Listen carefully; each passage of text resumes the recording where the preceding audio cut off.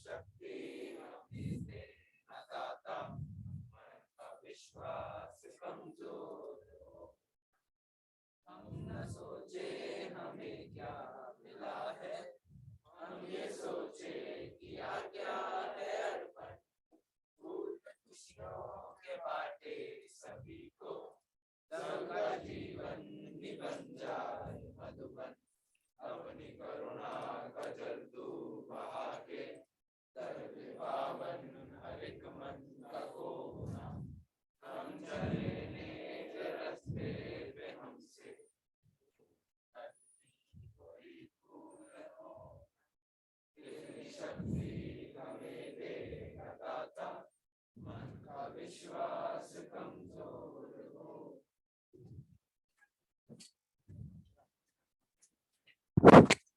हाँ भाई, क्या हाल है? हो गया होमवर्क कंप्लीट? निकालो एससीवी फटाफट। एससीवी रह गई थी ना कल, उसके बाद आगे कंटिन्यू करेंगे। रोटेशनल होमवर्क कंप्लीट कर लेते हो? कितने लोग हैं ऐसे जिनका रोटेशनल में अभी तक कोई भी बैकलॉग नहीं है और वो बिल्कुल अप टू डेट चल रहे हैं? कसम है, अगर झूठ बोला तो भाई साहब जेई तो बहुत दूर की बात है, कोई भी बोर्ड का एग्जाम भी क्वालिफाई नहीं कर पाओगे। कितने लोग हैं, जल्दी से हैंड रेज करें जिनका कोई बैकलॉग नहीं है। बहुत बढ़िया भाई, शानदार। बस सिलेक्शन हो जाएगा इन लोगों का, अब रैंक के लिए फाइट करना शुरू कर दें।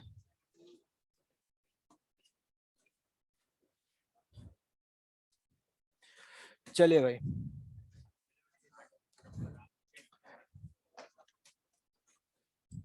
निकालें फटाफट एससीवी।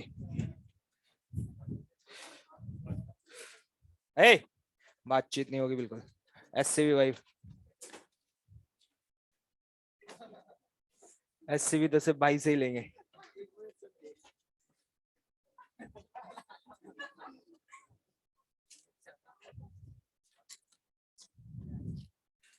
चलिए 76 चल रहा था, जिसका बी डिस्कस हुआ था। बी का आंसर आया किसी का? कितने लोगों ने सॉल्व किया है? आंसर मैच कर रहा है? सही बताया था मैंने? ठीक है भाई, okay. Question number 77।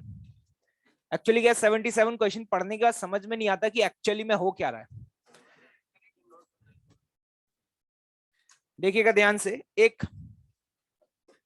Hemispherical cup है और इसमें एक सॉलिड स्फीयर को यहां से रिलीज किया गया है। अब सॉलिड स्फीयर को रिलीज किया है, ये रोल करते हुए आता है और पूछा है नॉर्मल फोर्स बताना है when a ball reaches on the bottom of the cup, जब ये यहां पर पहुंच जाएगा। अगर बेटा इस पॉइंट पे इसके पास स्पीड v हुई, स्पीड कितना हुई v, नॉर्मल ऊपर लगता है, mg कहां लगता है नीचे, तो मैं क्या ये बोल सकता हूं net force towards the centre. Net force towards the centre क्या लिखूंगा, नॉर्मल ऊपर वाला फोर्स माइनस नीचे वाला फोर्स। नेट एक्सटर्नल फोर्स बराबर m इंटू ए सी। क्या इस समय सेंट्रीपिटल एक्सेलरेशन को v स्क्वायर बाय आर लिखा जा सकता है? हाँ, उसका आर दिया है क्या आंसर में?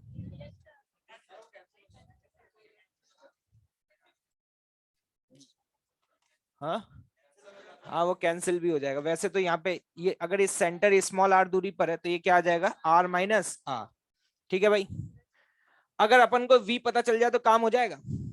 अगर v निकालना है तो यहां से यहां तक क्या लगाते हैं, वर्क एनर्जी थ्योरम। अगर वर्क एनर्जी थ्योरम लगाएं तो सिर्फ ग्रेविटी का वर्क हुआ है। ग्रेविटी का वर्क कितना होगा, mgh। सेंटर कितना नीचे आया, सेंटर लिखेंगे capital R minus small R, तो mgr माइनस आर। क्या समझ में आया? This is the work done by gravity and that will be equal to change in kinetic energy. Final वाली लिखेंगे हाफ एम वी स्क्वायर 1 + 2/5। ये इतना बड़ा एक्सप्रेशन क्यों लिखा, समझ आ रहा है? क्योंकि सॉलिड स्फीयर रोल कर रहा है। क्या कर रहा है बेटे, this is the final minus zero. क्या यहाँ से एम वी स्क्वायर की वैल्यू आ जाएगी, इस एम वी स्क्वायर की वैल्यू यहाँ सब्स्टिट्यूट कर दें, you will get the normal force. Answer match आ रहा है या नहीं हो रहा? ये सवाल दोबारा से आएगा और कोई रॉकेट साइंस नहीं है। हाँ, हो सकता है कि अंग्रेजी तुम्हें पढ़ के शायद समझ में नहीं आई हो क्योंकि तुम्हारी अंग्रेजी बहुत स्ट्रांग रही है।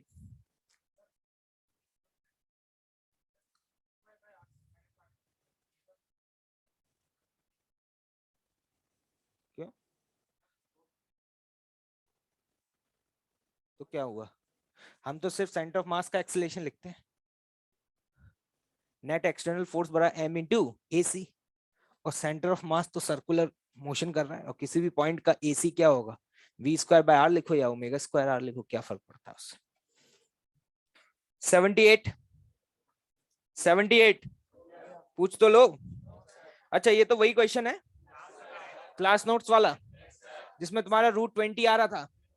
तुमने टॉप मोस्ट पॉइंट पे स्पीड 0 कर दी थी, लेकिन टॉप मोस्ट पॉइंट पे स्पीड 0 नहीं होगी, नॉर्मल 0 होगा। क्या दोबारा से 0 कर दी क्या स्पीड? पक्का?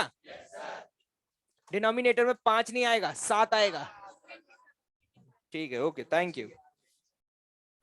79 ये बता, ए पार्ट में किसी गरीब को डाउट है क्या? ए पार्ट तो सिंपल वर्क एनर्जी थ्योरम का क्वेश्चन है या नहीं है? क्या सभी से हो गया है? चलिए बी पार्ट पर आ जाते हैं। ठीक है,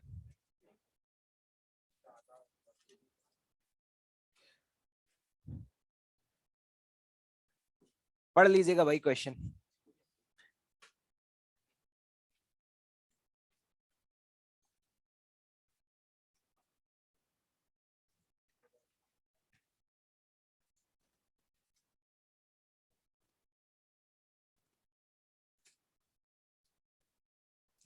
यहां पर ये स्फीयर है, एक स्फेरिकल वॉल। ठीक है, इसका हमसे एसी और एटी पूछा जा रहा है। रेडियल एक्सेलरेशन और कौन सा एक्सेलरेशन? Tangential acceleration. एसी पूछा जा रहा है और एटी पूछा जा रहा है। ये रोल करते हुए चल रहा है। कैसे चल रहा है? रोल करते हुए। क्या ये बात सभी को समझ आ रही है? ठीक है, देखो यार, एसी तो मैं बहुत आसानी से तुरंत बता सकता हूं। एसी बराबर क्या होगा? V square by R. नहीं आया समझ? ठीक है, तो वी तो मुझे इस पॉइंट पे पता ही है। कैसे पता चलेगा वी? यहां से यहां तक वर्क एनर्जी थ्योरम, तो मेरे पास वी आ जाएगा। और वी है एसी। क्या है? AC, centripetal acceleration. क्या ये बात समझ आ रही है? ओके, अब निकालना है एटी। मैं आपको एक बात बोल सकता हूं, अगर आप ध्यान से ऑब्जर्व कर पा रहे हैं, यह है तो सर्कुलर पार्ट, लेकिन अगर इस पॉइंट पर मैं इस तरीके से एक प्लेन बना दूं, क्या बना दूं? प्लेन। कोई दिक्कत तो नहीं है? ठीक है, अब जरा ध्यान से देखना, ये एंगल थीटा, ये कितना है? 90। ये कितना? 90 माइनस थीटा, तो ये एंगल कितना है? थीटा। क्या समझ में आ रहा है? पक्का भाई? तो मैं ये कह सकता हूं, अगर ये एक प्लेन है, ठीक है, अगर ये एक इंक्लाइंड सरफेस है, और कोई इंक्लाइंड सरफेस पे अगर बॉडी रोल कर रही है, क्या कर रही है? रोल कर रही है, तो उसका एक्सेलरेशन जो हुआ करता था वो होता था जी साइन थीटा अपॉन 1 प्लस आई बाय एम आर स्क्वायर। तो कुछ याद आ रहा है? इस मोमेंट पे ये बोला जा सकता है ना भाई, ये कोई एक इंक्लाइंड सरफेस है, और इस इंक्लाइंड सरफेस पे बॉडी ऐसे रोल करते हुए कहां जा रही है? आगे। तो इसके पास जो ये एक्सेलरेशन है, ये एक्सेलरेशन यही तो होगा। कुछ याद आ रहा है? आपको याद है कि अगर एक इंक्लाइंड सरफेस जो थीटा एंगल पे होती थी, और अगर उसके ऊपर बॉडी रोल करते हुए आगे बढ़ रही है, तो सेंटर का एक्सेलरेशन कितना होता था? भूल गए क्या? ये वही कहानी है, खत्म। सॉलिड स्फीयर है, लेकिन याद रखना, ये थीटा की वैल्यू थीटा नहीं होगी यहाँ पर, वो तुम देख लेना, दैट इज π/2 माइनस थीटा। तो इसलिए वो कॉस थीटा आ जाता है। क्या आ जाता है? Cos theta. एक तरीका ये है। ठीक है, एक और तरीका है भाई सॉल्व करने का। दूसरा तरीका क्या है? यहां से एसी तो निकाल ही चुके हो, तो एक बात बताना, वी स्क्वायर बराबर क्या लिखोगे? आर इंटू ए सी। अरे लिखोगे? अब इसको डिफरेंशिएट मार दो। इसको क्या मार दो? डिफरेंशिएट। तो जब आप वी स्क्वायर को डिफरेंशिएट मारोगे, तो इसको लिखोगे 2v into DV bye dt, और यहाँ पे r इंटू ए सी आएगा। एसी को भी डिफरेंशिएट मार लेना, तो ये डीवी बाई dt जो है वही एटी है। वही क्या है? एटी। That's all. कोई भी मेथड तुम्हें समझ में आया क्या? ये क्लियर है भाई? चलिए, क्वेश्चन नंबर 80 हो गया क्या? ये तो देखते टिक कर दिया होगा। कितना टाइम लगा था पढ़ने के बाद? ये बोला गया कि किस पॉइंट पर हिट करें कि so that cell doesn't slip on the surface, मतलब रोल करना स्टार्ट कर दे। क्या करना स्टार्ट कर दे? रोल। तो आपको याद होगा वो पॉइंट जहां पे हिट करने पे जस्ट रोलिंग स्टार्ट हो जाए, कौन सा पॉइंट था? पॉइंट ऑफ, क्या याद आ रहा है? अगर thin spherical shell, spherical shell का मतलब होता है हॉलो स्फीयर, तो होलो स्फीयर के लिए वो पॉइंट कहां पे आएगा, 2r/3। नहीं आया अभी भी। नेक्स्ट क्वेश्चन नंबर 81, जिसको डाउट है हैंड रेस करे, ऐसे मुझे कहां समझ में आ पाएगा। 81 हो गया क्या? Find the linear speed of a wheel after it starts pure rolling. ये तो क्लास का क्वेश्चन है, यूं घुमा के यूं रख दिया है, लेकिन याद रखना एससीवी में जब भी वो व्हील देते हैं तो वो हमें ये बताते थोड़ी है उसका आई क्या है। तो वो व्हील अगर कहीं भी लिखे हैं तो लिख लेना एससीवी में व्हील का मतलब है वो उसे बिल्कुल वैसे ट्रीट कर रहे हैं जैसे कोई डिस्क होती है। क्या होती है? डिस्क होती है। अदरवाइज तो मुझे व्हील का मोमेंट ऑफ इनर्शिया बताना चाहिए। ठीक है, तो आपको व्हील का moment of inertia by default if nothing is mention तो उतना ही लेना है जितना किसका होता है, डिस्क का होता है। क्या ये बात क्लियर है भाई? ठीक है, क्वेश्चन नंबर 82। 82 अबे करके नहीं आए क्या? सारे सवाल हो जाते हैं तुमसे? अच्छा, इतने होशियार हो गए, पढ़ाई वढ़ाई करना शुरू कर दी क्या तुम लोगों ने? Question number 83। 83 ये भी हो गया।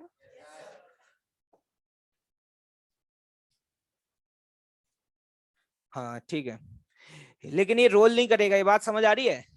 स्मूथ सरफेस पे रखा है, कहाँ रखा है? स्मूथ सरफेस पे। कर पाए कि नहीं कर पाए? हमसे पूछा फाइंड द डिस्टेंस ट्रेवल, पक्का हो गया?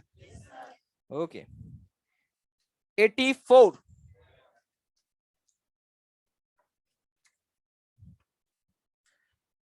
पढ़िए फटाफट 84।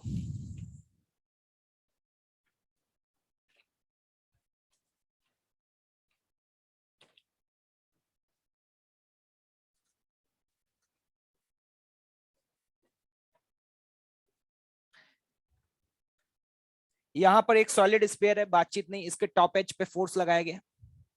ठीक है, यहां पर ये सरफेस रफ है और आई थिंक म्यू का मैक्सिमम वैल्यू दिया हुआ है, कोफिशिएंट ऑफ स्टैटिक फ्रिक्शन, मतलब म्यू का वैल्यू दिया हुआ है, दैट इज व्हाट 2/7। हमसे बोला गया है कि इस फोर्स की मैक्सिमम वैल्यू क्या होनी चाहिए कि ये बॉडी स्लिप ना करे। स्लिप ना करने का मतलब ये है कि ये बॉडी क्या करे, रोल करे। ठीक है, अगर आप इस बॉडी को रोल कराना चाहते हैं और ये सॉलिड स्फीयर है और आपने जो फोर्स लगाया वो पॉइंट ऑफ परक्यूशन से ऊपर लगाया, तो फ्रिक्शन कहां लगेगा, आगे या पीछे? आगे या पीछे? पक्का? तो इतना तो तय है भाई, इतना तो तय है कि जो फ्रिक्शन लगेगा वो आगे लगेगा। लेकिन उस क्वेश्चन में बोल दिया कि फ्रिक्शन की मैक्सिमम वैल्यू कि मैक्सिमम कितनी लगा दूं कि ये रोल कर रहा हो, तो गारंटी है कि उस समय जो यहाँ पे फ्रिक्शन लग रहा होगा ये जस्ट स्लिपिंग की कंडीशन पे होगा, तो उस समय फ्रिक्शन भी मैक्सिमम लग रहा होगा, जो कि कितना होगा, म्यू इंटू नॉर्मल। मास की वैल्यू क्या दी हुई है, 0.5, तो m इंटू जी मतलब इंटू 5। अब खत्म हो चुका है, ये होगी फ्रिक्शन की वैल्यू। आपको f की मैक्सिमम वैल्यू निकालनी है, वही डायनेमिक्स का fundamental concept. Just write down the equations, you will get the answer. क्या बात क्लियर है? रोल कर रहा है तो एक ही लाइन में आंसर आ सकता है। ठीक है, एक तो ऐसे लिख लो, नहीं नहीं एक लाइन में तो क्या, इक्वेशन तो बनानी पड़ेगी। ठीक है, एक इक्वेशन तो क्या लिखोगे, f प्लस 10/7 बराबर m इंटू ए। क्या ये बात क्लियर है भाई? पक्का? और दूसरी इक्वेशन क्या, टॉर्क एनालिसिस। इसके अबाउट टॉर्क एनालिसिस करेंगे तो जल्दी बताओ, F माइनस 10/7 इंटू आर। अरे गरीबों, कुछ समझ आ रहा है ये एक्सप्रेशन कैसे लिखा गया है? क्या इस बात से सहमत हो? इसका टॉर्क अल्फा के सेंस में, इसका टॉर्क अल्फा के अपोजिट सेंस। अब तो ये सारी चीजें चूरन लगती होंगी, सस्ता वाला एकदम, बराबर आई। क्या लिखोगे, 2/5 स्क्वायर इंटू अल्फा, लेकिन अल्फा की वैल्यू a/r। यहां से आप ए की वैल्यू पुट कर दें, you will get the value of F. हो पाएगा सॉल्व? क्वेश्चन नंबर 85 हो गया? ऐसा सवाल क्लास में किया था? पक्का? Okay wonderful. 86 देखिएगा ध्यान से, 86 भी आसान है लेकिन समझ में नहीं आता कि क्या हुआ।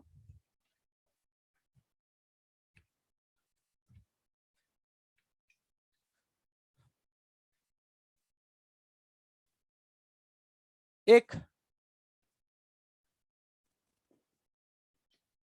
क्वेश्चन पड़ा हुआ है भाई, सॉलिड स्फीयर है rolling on a rough horizontal surface, roll करते हुए आगे बढ़ रहा है, ठीक है। यहां पर एक स्मूथ वर्टिकल वॉल है, ये एक वॉल है, ठीक है। आगे बढ़ा, इससे टकराएगा, मानते हो? टकराते समय साफ साफ बोला गया कोलिजन इलास्टिक है, ऐसा लिखा हुआ है क्या? पक्का? Find the speed of A sphere, कहां लिखा हुआ है? Colloid elastically. तो कोलिजन जैसे ही होगा, कोलिजन होने के जस्ट बाद, पहले तो इस बात को समझ लो कि जस्ट टकराने के बाद तुरंत इसकी जो स्पीड आगे थी वो स्पीड कहां हो जाएगी? पीछे। इलास्टिक कोलिजन किसी भी फिक्स सरफेस पे, लेकिन इसके ओमेगा पर कोई भी फर्क नहीं पड़ेगा। पहले भी इसका ओमेगा इसी सेंस में था V/R, और अभी भी इसका ओमेगा इसी सेंस में रहेगा। जस्ट आफ्टर, अब तो चेंज होने लग जाएगा। क्यों चेंज होने लग जाएगा इसके बाद? क्योंकि अब पॉइंट ऑफ कांटेक्ट की वेलोसिटी जीरो नहीं रही, क्योंकि V भी आगे है और घूमने की वजह से ओमेगा आर भी इधर है। तो अब तो ये ऐसा सवाल बन गया कि आपने ओमेगा ऐसे दे दिया, V ऐसे दे दिया कि कितनी देर बाद ये रोलिंग स्टार्ट करेगा। तो सबसे पहला सवाल अब तुम्हारे दिमाग में आ रहा होगा, अरे सर ओमेगा चेंज क्यों नहीं होगा? पहली बात ध्यान से सुने, ये सरफेस स्मूथ है। अगर सरफेस स्मूथ है तो क्या यहां से कोई फ्रिक्शन लगेगा? क्या नहीं लगेगा। जब ये टकराएगा तो इस पे कौन सा फोर्स लगेगा? नॉर्मल। क्या इस तरीके से नॉर्मल लगेगा? और नॉर्मल, अगर मैं सेंटर के अबाउट नॉर्मल का टॉर्क पूछूं ड्यूरिंग द कोलिजन, तो इस नॉर्मल का टॉर्क क्या होगा? जीरो। तो जब इसका कोलिजन हुआ उस दौरान, ड्यूरिंग द कोलिजन, क्या किसी इंपल्सिव फोर्स का टॉर्क लगा है क्या? और अगर टॉर्क नहीं लगा तो just before and just after the event omega में कोई भी परिवर्तन नहीं होगा। तो कोलिजन से जस्ट पहले ओमेगा क्या था और बाद भी V/R, इवन मैग्नीट्यूड भी सेम रहेगा और सेंस भी सेम रहेगा। अब ये सवाल इसके बाद आपके लिए इस तरीके का बन चुका है कि आपसे पूछा जा रहा है find the speed of A sphere when it has started a pure rolling. जब ये प्योर रोलिंग स्टार्ट कर देगा, मान लेते हैं कि उस समय इसकी स्पीड क्या होगी? V1, और ओमेगा इसी सेंस में आ चुका होगा, और ओमेगा की वैल्यू क्या होगी? V1/R। तो आपसे V1 पूछा जा रहा है। ये V1 आप कैसे कैलकुलेट करते हैं? क्या करें? क्या सरफेस के अलोंग कोई पॉइंट ले ले और उसके अबाउट एंगुलर मोमेंटम लिख दें? तो जल्दी से बताओ भाई क्या लिखोगे एंगुलर मोमेंटम? मैंने सरफेस पे कोई पॉइंट ले लिया, mv/r, सही लिखा है? ओमेगा प्लस या माइनस? ये समझ में आ रहा है? क्योंकि वेलोसिटी ऐसे, ओमेगा ऐसे है, तो ट्रांसलेशनल और रोटेशनल एंगुलर मोमेंटम का सेंस सेम आएगा, अलग अलग आएगा? ये सब देखना आता है। तो यहां पर आईसीएम ओमेगा अंदर की तरफ क्या लिखेंगे? 2/5 mr² इंटू ओमेगा। ओमेगा कितना था? और बाद में इसी सेंस में चल रहा है, तो बाद में ये इक्वेशन क्या बन जाएगी? mv/r plus 2/5 mr² into V/R, that is V1/R। Solve हो चुका है, देखिए। V0 3V/7 आ जाएगा आई थिंक।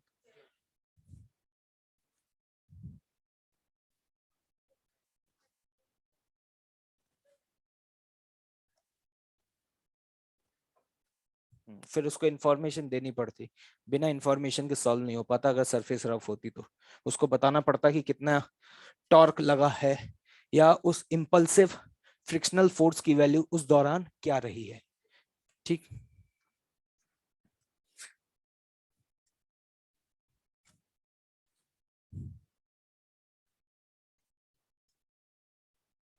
क्या क्लियर है भाई? आगे बढ़ा जाए।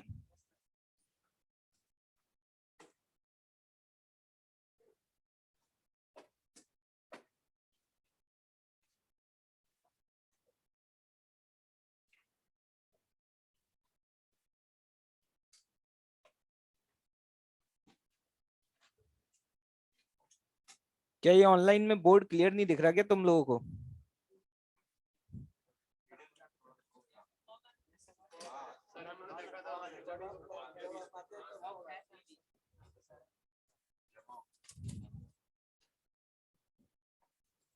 सब क्लियर है भाई? जिन लोगों को दिखाई नहीं दे रहा वो थोड़ा मुंह धो के बैठा करें।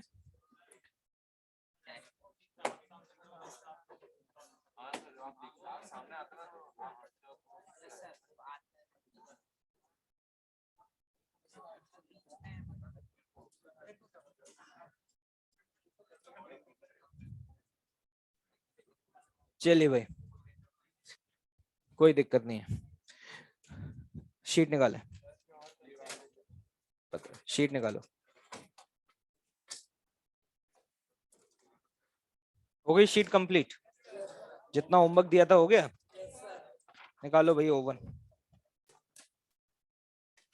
सॉरी S1, S1 से शुरुआत करें। S1 में 23 तक तो डिस्कस हो चुके हैं।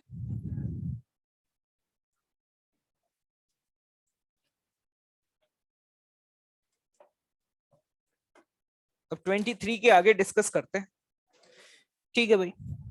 ए, बातचीत नहीं भाई। 24, किसी को डाउट? कैसे किया बताओ, खड़े हो जाओ। हाँ, तुम बैठ जाओ, तुम्हारे पीछे। हाँ बताओ कैसे किया है?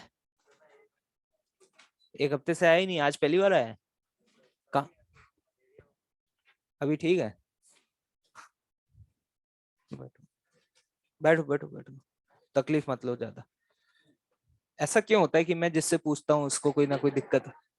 ऐसा सच में होता है या मतलब ये किस्मत तुम्हारी इतनी खराब है या मेरी चॉइस इतनी शानदार है? हाँ भाई, छजिंदर खड़े हो जाओ। खड़े, समझ गए भाई? बताओ 24 कैसे किया है, फटाफट। हाँ हाँ, वो तो दिया ही है। हाँ? कौन सी है? तुमने लिखा है सॉल्यूशन कहीं? दिखाओ कहाँ लिखा है, कॉपी फॉरवर्ड कर दो भाई इसकी, वहीं बैठे रहो तुम, कष्ट मत लो ज्यादा। दिखाओ भाई इसकी।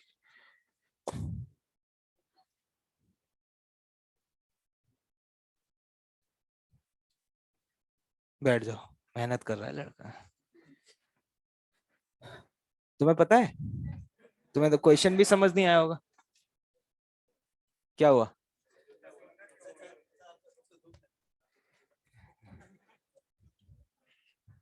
अबे बहुत लकी हो तुम, ठीक है, कि तुम्हें याद किया गया। ठीक है, आधे लोग तो सोच रहे हैं कि कभी सर एक दिन हमें याद कर लें, दिन बन जाएगा। दिन नहीं, जिंदगी बन जाएगी उनकी। ठीक है, समझते नहीं है। हाँ भाई, तुम लोग में किसी को पता है कैसे हुआ है? कौन बताएगा? पीछे से पूछ लेते हैं।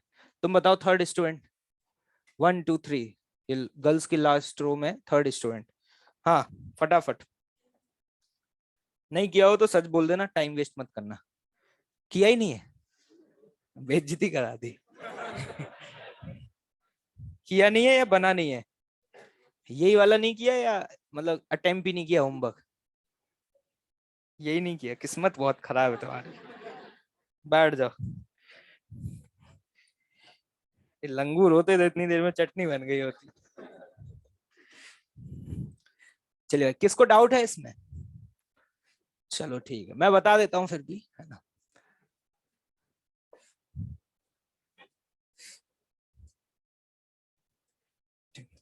एक रॉड है, इस तरीके से रखा हुआ है भाई, ठीक है। यहाँ पर सेंटर से x डिस्टेंस दूरी पर एक इंपल्स दिया गया। अब इंपल्स की वैल्यू नहीं दी हुई है तो आई मान लो। क्या मान लो? आई, ठीक है। और आपसे पूछा जा रहा है कि वो पॉइंट बताओ जो ICOR है। ICOR वो पॉइंट होता है जिस पॉइंट की वेलोसिटी क्या होती है? 0। क्या ये बात समझ आ रही है भाई? तो मैंने कहा था कि जब भी इस प्रोफाइल के क्वेश्चंस आते हैं तो जनरली हम दो इक्वेशंस का यूज करते हैं, एक इंपल्स मोमेंटम थ्योरम और एक एंगुलर इंपल्स मोमेंटम थ्योरम। क्या याद आ रहा है? तो मान लेते हैं कि सेंटर की जो स्पीड है वो v है, और हिट किया तो एंगुलर स्पीड भी आ गई होगी, तो मान लेते हैं क्या? ओमेगा। ये कहां पे हिट किया गया है? x डिस्टेंस पर। ये बात समझ आ रही है बेटा?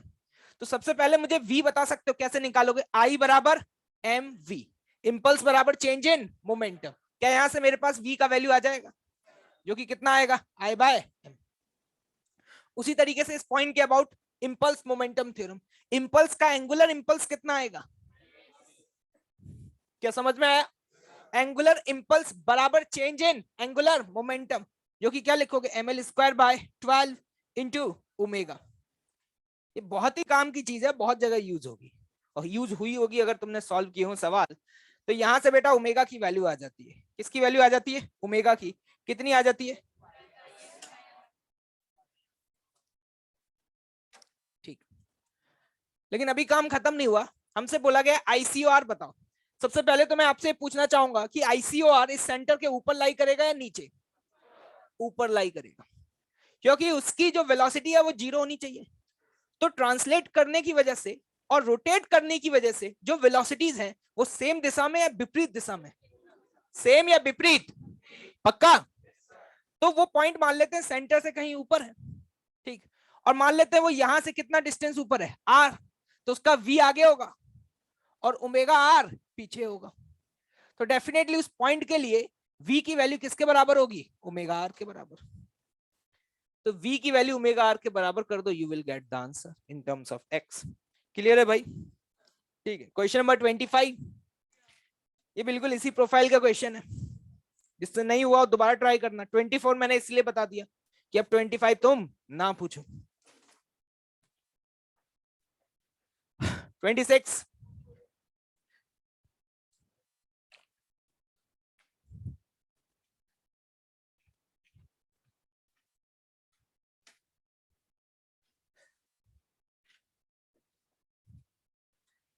ये एक सॉलिड स्फीयर, लेकिन ये सॉलिड स्फीयर जिस सरफेस पर रखा हुआ है वो सरफेस कैसा है? रफ है, स्मूथ है? रफ है, स्मूथ है? स्मूथ है। A sudden blow is given horizontally to the sphere at a height from the center line. Question को समझने की कोशिश करें। यहां पर हिट किया गया है सेंटर से, वो पॉइंट कितनी दूरी पर है? 4r/5 की दूरी पर है। और ये हिट जब किया तो इंपल्स आई का मिला है। कितने का इंपल्स मिला है? आई का। तो इस इंपल्स की वजह से इसके पास वेलोसिटी भी आएगी और ओमेगा भी आएगा। ठीक है भाई? वेलोसिटी कितनी आएगी और ओमेगा कितना आएगा वो इस मेथड से आप निकाल सकते हैं। ठीक। हमसे ये बोला गया है कि minimum time after which the highest point will touch the ground. आपसे ये पूछा जा रहा है कि कम से कम मिनिमम समय बताएं जितनी देर बाद ये पॉइंट ग्राउंड को टच कर देगा। अगर आप ओमेगा निकाल चुके हैं तो इस बॉडी को कितना रोटेट होना पड़ेगा? क्या पाई रोटेट होना पड़ेगा? जो भी ओमेगा आएगा वो ओमेगा चेंज नहीं होगा, क्योंकि नीचे वाली सरफेस क्या है? स्मूथ है। तो हॉरिजॉन्टल डायरेक्शन में क्या कोई एक्सटर्नल फोर्स है? क्या नहीं। तो ना तो इसका वी चेंज होगा ना इसका ओमेगा चेंज होगा। तो अगर आपसे ये पूछा जाए कि किसी बॉडी को पाई रोटेट करना है और ओमेगा कांस्टेंट है, ओमेगा क्या है? कांस्टेंट, तो कैसे लिखेंगे? थीटा बराबर ओमेगा इंटू टी। क्या यहां से टी का वैल्यू आ जाएगा? पहला पार्ट हो गया। B part, displacement of center. ये पूछा गया जितनी देर में पाई रोटेट किया उतनी देर में सेंटर कितना आगे जाएगा। मान लो सेंटर आगे गया एस, तो एस बराबर सीधे सीधे क्या लिखेंगे? V into t. अगर टी निकाल चुके हो तो टी की वैल्यू पुट कर देना। ये सर ओमेगा वी तो दिया नहीं है, वो निकालने का मेथड मैंने बताया, ये क्वेश्चन इसलिए मैंने बताया तुम्हें। ठीक है, तुम इंपल्स मोमेंटम थ्योरम लगा करके वी निकाल लेना। क्या निकाल लेना? वी। और एंगुलर इंपल्स मोमेंटम थ्योरम लगा के क्या निकाल लेना? ओमेगा। क्या सॉल्व हो पाएगा? क्यों भाई कंबोज साहब? पक्का? ठीक है, नोट कर लीजिए भाई। 27 आई थिंक हो चुका है। ओके, 28,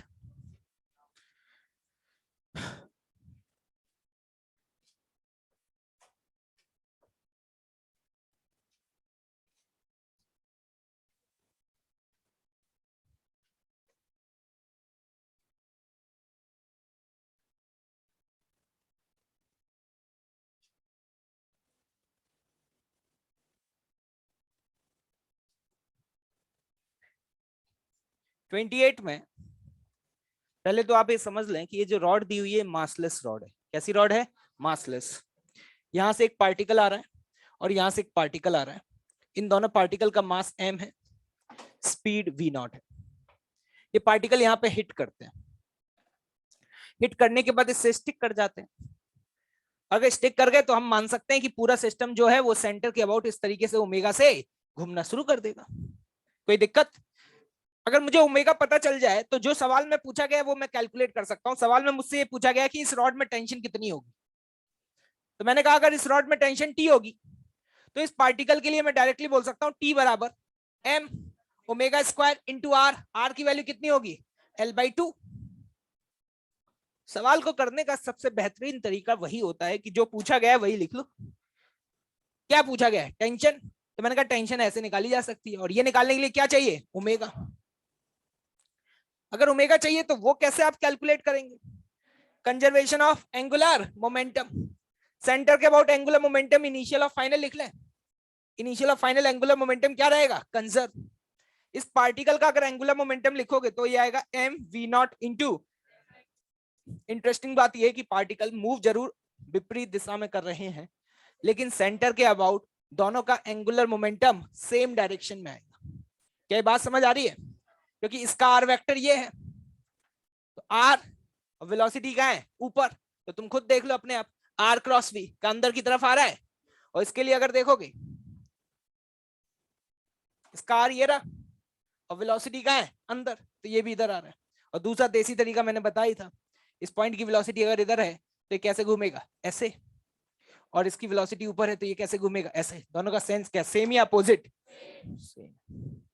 तो इनिशियल एंगुलर मोमेंटम दोनों का सेम दिशा में होगा।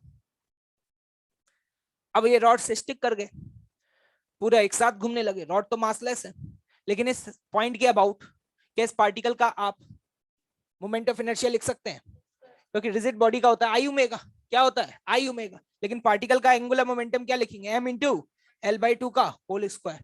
ये एक पार्टिकल का है, लेकिन इंटू टू, ये दो का इंटू ओमेगा। रॉड का नहीं आएगा, रॉड मासलेस है। रॉड क्या है? मासलेस। इसलिए रॉड का क्या हो जाएगा? जीरो। क्या इस इक्वेशन को सॉल्व करके हम यहां से ओमेगा निकाल सकते हैं भाई? अगर ओमेगा यहां पुट कर दें, क्या हमारे पास टेंशन की वैल्यू आ जाएगी? ये तरीका है कंजर्वेशन ऑफ एंगुलर मोमेंटम।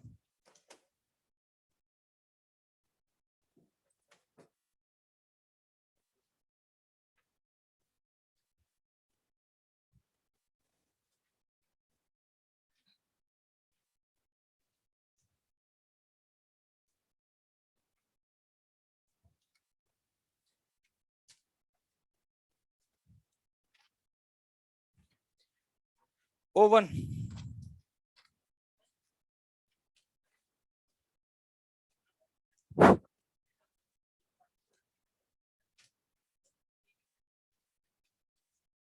कैसे भी घूमे हमें उससे मतलब ही नहीं है। हाँ तो ठीक है, उसके सेंटर ऑफ मास के पास भी एक वेलोसिटी आ जाएगी, और क्या। हमें तो एंगुलर मोमेंटम लिखना है, हम तो लिख ही सकते हैं। सेंटर के अबाउट तो आई ओमेगा ही आएगा, वो वाला टर्म तो वैसे भी क्या हो जाएगा? कैंसिल आउट ही हो जाएगा। हाँ भाई, आई थिंक 46 तक तो ये डिस्कस हो ही चुका है इसमें, है ना? इधर बताओ मुझे 47।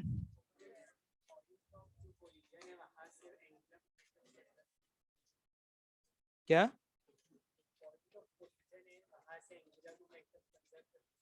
वहां से क्यों कंजर्व करोगे? गधे हो एक नंबर के हैं। ये रॉड फिक्स है। क्या है? रॉड फिक्स्ड है। तो अगर कोई रॉड फिक्स है तो एंगुलर मोमेंटम किसी भी पॉइंट के अबाउट कंजर्व कर देंगे। जनाब कह रहे हैं 47 में, सर मैं उस पॉइंट के अबाउट कंजर्व कर रहा हूं जहां पे पार्टिकल टकरा रहा है। ये रॉड हिंज है या नहीं है? पहली वाली लाइन पढ़ो, साफ साफ लिखा हुआ अंग्रेजी में, पता नहीं कौन सी मैडम से पढ़े हो अंग्रेजी। Rotating about a fixed vertical axis, जिस एक्सिस के अबाउट वो घूमेगा वो एक्सिस क्या है? फिक्स्ड है। ये rod is not free to move. ये रॉड जो है वो ऐसा नहीं है कि फ्री है तो किसी भी पॉइंट के अबाउट कंजर्व कर देंगे। रॉड क्या है? फिक्स है। तो कंजर्वेशन ऑफ एंगुलर मोमेंटम अगर लगाओगे तो किस पॉइंट पे लगाओगे? सेंटर के अबाउट लगाओगे, जिस पॉइंट पे वो क्या है? हिंज है। समझ में आया? सवाल हुआ या नहीं हुआ? तो बता दिया जाए। हो गया? Okay, thank you. Question number 48, 49, किसी को डाउट? इधर आ जाओ भाई, बस एक ही बचा इसमें। 63, 63 में किसी को डाउट? पक्का? ठीक है, आगे बढ़ते हैं।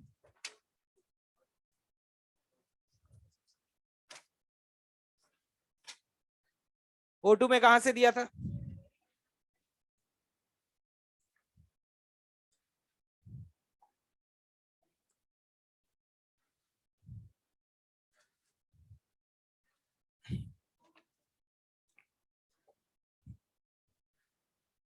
भाई होमवर्क सिंसियरली अटेम्प्ट कर रहे हो ना तुम लोग, लेकिन सब लोग नहीं करते, ये बहुत दुख की बात है।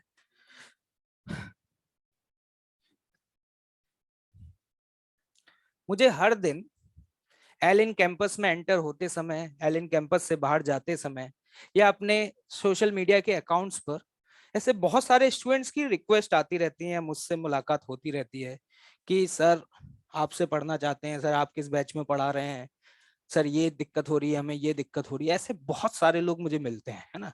मैं अगर काउंटर पे भी जाके बैठ जाऊंगा तो लगभग एक्चुअली मुझे सभी लोग जानते हैं। तो जानने के पीछे रीजन क्या है कि कुछ लेक्चर्स जो बैकअप क्लासेस में थे, जैसा कि वो आप लोगों को भी मिले ही होंगे, ठीक है, बैकअप क्लासेस जो लास्ट ईयर जो रिकॉर्डिंग्स हुई थी व्हाइट बोर्ड की, तो उसमें क्या है 11th के मेजर टॉपिक्स मैकेनिक्स के मैंने ही पढ़ाए थे, तो पूरा का पूरा बैकअप सभी के पास गया हुआ है। तो वो बैकअप वगैरह में उन्होंने लेक्चर शायद अटेंड किए होंगे, तो वो इसलिए शायद मुझे जानते हैं। तो जब भी मैं मिलता हूँ, या फिर आप लोगों की मेहरबानी हो सकती है थोड़ी बहुत, है ना, तो मैं उन्हें नहीं जानता, मैं तो तुम्हें भी नहीं जानता, ऑब्वियस सी बात है, लेकिन वो मुझे जानते हैं कि सर हमने वो लेक्चर्स देखे थे और काफी अच्छा लगा सर, समझ में आ गया। तो मैं पहली बात तो ये शॉक्ड रह जाता हूँ कि उन्हें बैकअप इतना अच्छा लग रहा है, जबकि मुझे लगता है कि मैंने उन लेक्चर्स में जो पढ़ाया है बैकअप में अच्छा पढ़ाया है, मानता हूँ, ठीक है, लेकिन जो नेचुरल है, जितना है एक्चुअल में इंटेंसिटी पढ़ाने की मेरी, वो मेरे बैकअप में नहीं दिखती होगी। क्योंकि जो लोग मुझसे पढ़ रहे हैं वो अगर अभी मेरा बैकअप देखेंगे तो उनको बिलीव ही नहीं होगा, अरे ये सर तो नहीं पढ़ा रहे, क्योंकि उसमें एकदम शरीफ हेलो डियर स्टूडेंट्स, और बिल्कुल सीधे सीधे काम की बात, नो बकवास, और बहुत सिस्टमेटिक तरीके से चलते हुए। सिस्टमेटिक तो मैं अभी भी पढ़ाता हूँ, लेकिन उसमें बिल्कुल होता ना एकदम शरीफ, डिसिप्लिन, है ना, इस तरीके से पढ़ा है। और रीजन ये था कि जीवन में पहली बार कैमरे के सामने पढ़ा रहा था, तो मुझे भी आइडिया नहीं था। उस समय जस्ट कोविड स्टार्ट ही हुआ था, आपको याद होगा जब ये पीक टाइम आया था, मार्च अप्रैल में, जब पहली बार लॉकडाउन लगा था, जब कोई बाहर भी नहीं निकलता था, मतलब बिल्कुल कंप्लीट, पुलिस डंडे मारती थी ना, ये उसी टाइम की रिकॉर्डिंग्स हैं वो, है ना, जब बिल्कुल स्ट्रिक्ट लॉकडाउन रहा करता था। कुछ स्पेशल परमिशंस रहती थी, उनके थ्रू आते थे हम लोग। मतलब ऐसा होता था कि मतलब उस टाइम पर सड़कें बिल्कुल सुनसान रहा करती थी, और एलिन की ही वैन वगैरह जाया करती थी, एलिन की ही उसमें आया करते थे। एलिन की तरफ से एक स्पेशल वो मिला हुआ था पर्चा टाइप का, वो कार पे लगा रखा था, है ना। उस समय वो रिकॉर्डिंग्स की गई थी, क्योंकि उस समय कंस्ट्रेंट्स बहुत ज्यादा थे, है ना, कोविड बहुत ज्यादा अपने पीक पे था। तो पहली बार कैमरे के सामने पढ़ा रहा था, तो मुझे भी इतना आइडिया नहीं था, तो मैंने पढ़ाया अच्छा, ऐसा मैं नहीं बोलता, जो इस समय 12th के स्टूडेंट्स हैं वो ऐसा बोलते हैं, ठीक है। लेकिन मुझे जब मैं उन लेक्चर्स को देखता हूं तो मुझे अच्छा नहीं लगता, क्योंकि मुझे ऐसा लगता है कि जिस इंटेंसिटी से मैं पढ़ाता हूँ वो एक्चुअल उसमें है ही नहीं, है ना। फिर भी ठीक है, लेकिन वो स्टूडेंट्स जो दूसरे स्टूडेंट्स अदर बैचेस या अदर फेजेस में हैं, वो उन लेक्चर्स को देखकर ही इतने वो हैं इम्प्रेस्ड, अरे सर ये वो ये, और है ना, सर आपसे ये मिलना था, और ये वो सर ये, मतलब पता नहीं अलग अलग तरह की मेरे से रिक्वेस्ट करते रहते हैं। अब मैं तो ऑब्वियस सी बात है उनकी क्या हेल्प कर सकता हूँ, मैं तो जिस फेज में पढ़ा रहा हूँ उसी में पढ़ा रहा हूँ। लेकिन एक ये बैच है भाई साहब, यहाँ पर मैं रोज इतना समय देता हूँ, इतनी देर तक डिस्कशन करता हूँ, इतना वक्त खर्च करता हूँ, एक एक इक्वेशन को इतनी शिद्दत से लिखता हूँ कि अगर इतनी शिद्दत से मैंने लिखी होती तो मेरी रैंक और अच्छी आ गई होती जब मैं जेई की प्रिपरेशन कर रहा था उस समय। लेकिन फिर भी मैं अभी भी, मुझे इस बात का दुख होता है कि लगभग अब सेशन एंड होने आ गया, अब क्या है 2 महीने की कहानी और है, ठीक है, दिसंबर और जनवरी, लेकिन अभी भी लोग ऐसे एग्जिस्ट करते हैं जो होमवर्क करके नहीं आते, या जिनके पास कारण होते हैं होमवर्क ना कर पाने के, या क्वेश्चंस को अटेम्प्ट ना कर पाने के। मतलब तुम्हें मिल रहा है ना, इसलिए तुम्हें उस बात की अहमियत, या बोलते हैं ना कीमत, समझ में नहीं आ रही है। जिन्हें नहीं मिल रहा ना, एक बार उनसे जाकर के पूछो तुम, ठीक है। अगर मैं अकाउंट खोलता हूं ना, मैं खोलना ही इसलिए बंद कर दिया है, बहुत कम आजकल रिप्लाई देता हूं, क्योंकि ज्यादातर मेरे पास ऐसे ही रिक्वेस्ट डली होती है ना। हर कोई मुझसे मिलना चाह रहा है, अब मैं कहां से मिलूं भाई, मेरी खुद की क्लासेस इतनी चल रही, और मिलकर भी मैं उनकी क्या मदद करूंगा, जो कि मेरे हाथ में है ही नहीं। ऑब्वियस सी बात है, मैं क्या ऐसा थोड़ी है कि सबको बिठा करके पांडाल में पढ़ाना शुरू कर दूंगा, ठीक है ना। लेकिन दुख इस बात का होता है जिनको पढ़ा रहा हूं वो पढ़ना नहीं चाहते, और जिनको नहीं पढ़ा रहा वो पढ़ना चाहते। चलिए कोई नहीं, दिक्कत की बात नहीं है, इंसान की कीमत तब समझ आती है जब वो हमारे पास से चला जाता है। तुम्हारे पास से तो चला जाऊंगा लेकिन निपट नहीं रहा अभी। प्रेयर तो तुम यही करते होगे रोज, ठीक है ठीक है। 2 महीने की और तकलीफ है बस, ठीक है। 12th में तो प्रे करूंगा ये तो ना ही मिले, है ना? पढ़ते लिखते नहीं ना लाइक, ठीक है। चलिए 23।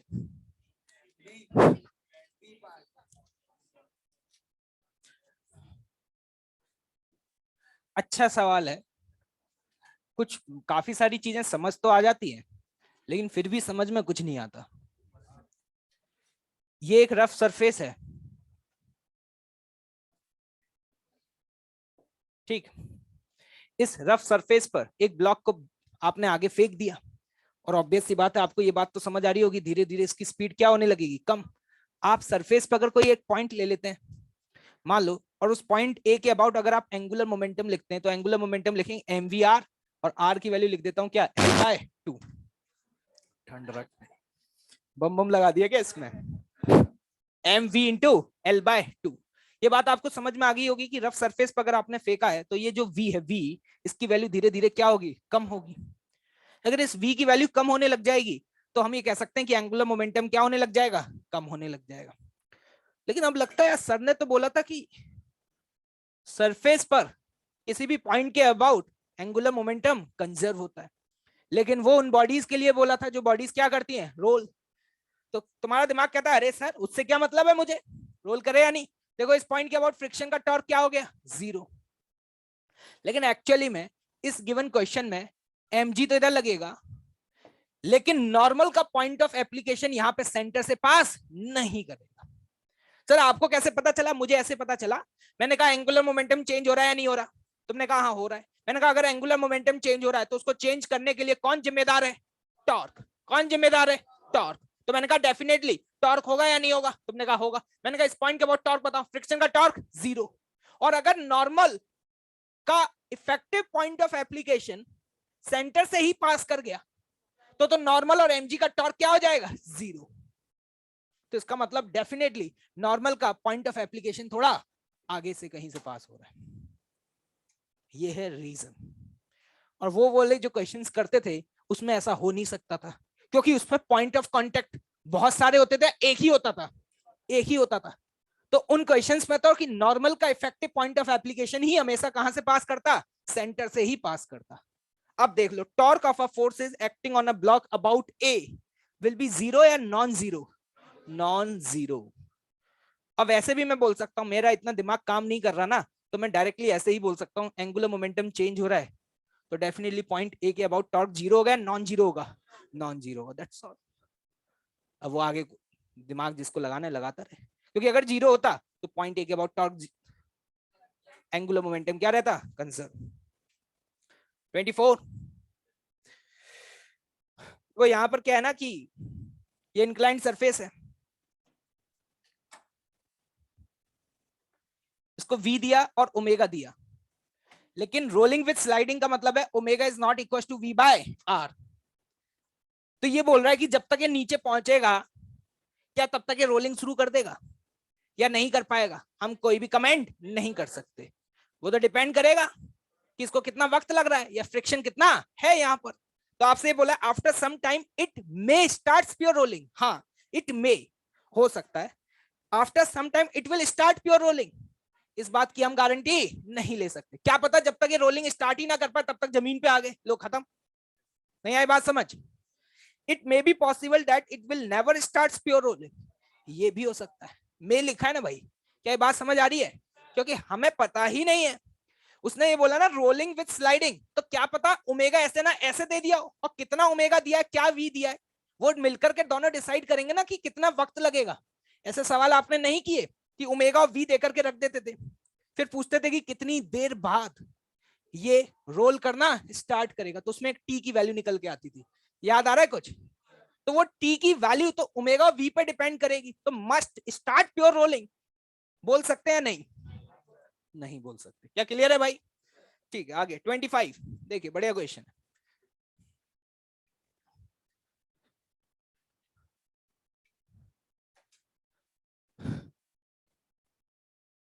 पहले तो इस बात को समझ लो कि रोल कर रहे हैं, ऐसा लिखा हुआ है। कौन रोल कर रहा है? जो ऊपर रखा हुआ है सिलेंडर। इस पे फ्रिक्शन, प्लैंक पे फ्रिक्शन कहां लगेगा? पीछे। क्या ये बात समझ आ गई? प्लैंक पे फ्रिक्शन पीछे लगेगा, ये क्लियर है? अगर इस पे फ्रिक्शन पीछे लगा तो इस पे फ्रिक्शन कहां लगेगा? आगे। इस स्फीयर के ऊपर फ्रिक्शन के अलावा और कोई भी फोर्स नहीं लग रहा। क्या ये बात समझ आ रही है?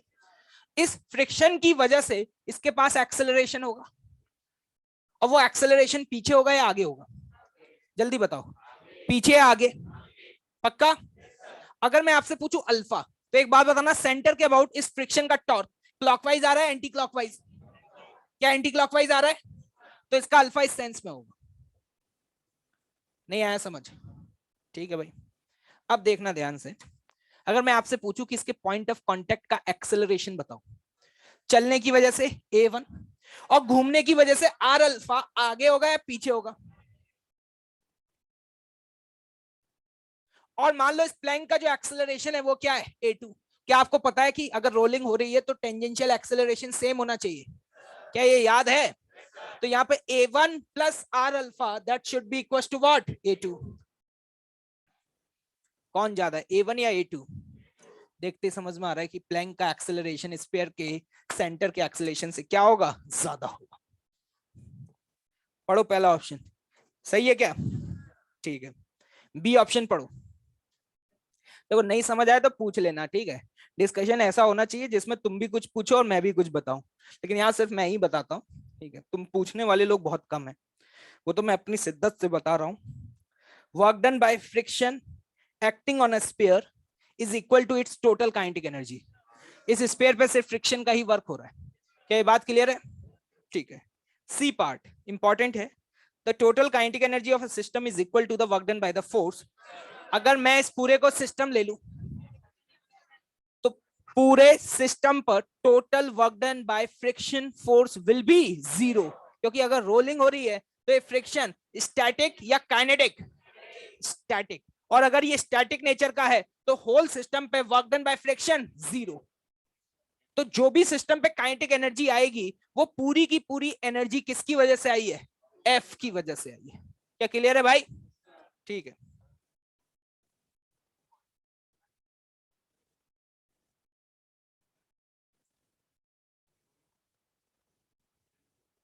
पूरे सिस्टम पर होगा ना,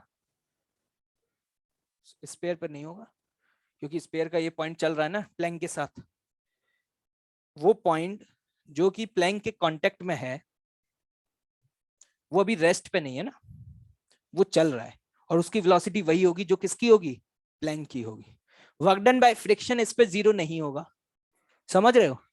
क्योंकि इसका पॉइंट ऑफ कांटेक्ट अभी रेस्ट पे है क्या? नहीं है, ठीक है? लेकिन हाँ ये बोल सकते हो work done by friction on the whole system पे 0 होगा, ठीक है? वहां पे जब बोला करते थे तो जिस सरफेस पे रखा होता था सरफेस क्या होती थी? फिक्स होती थी। ये सरफेस फिक्स नहीं है, जिस पर रखा हुआ है वो खुद क्या कर रहा है? मूव कर रहा है। क्वेश्चन नंबर 26 क्लास नोट्स लिखो, चलो क्लास नोट्स में कराया हुए।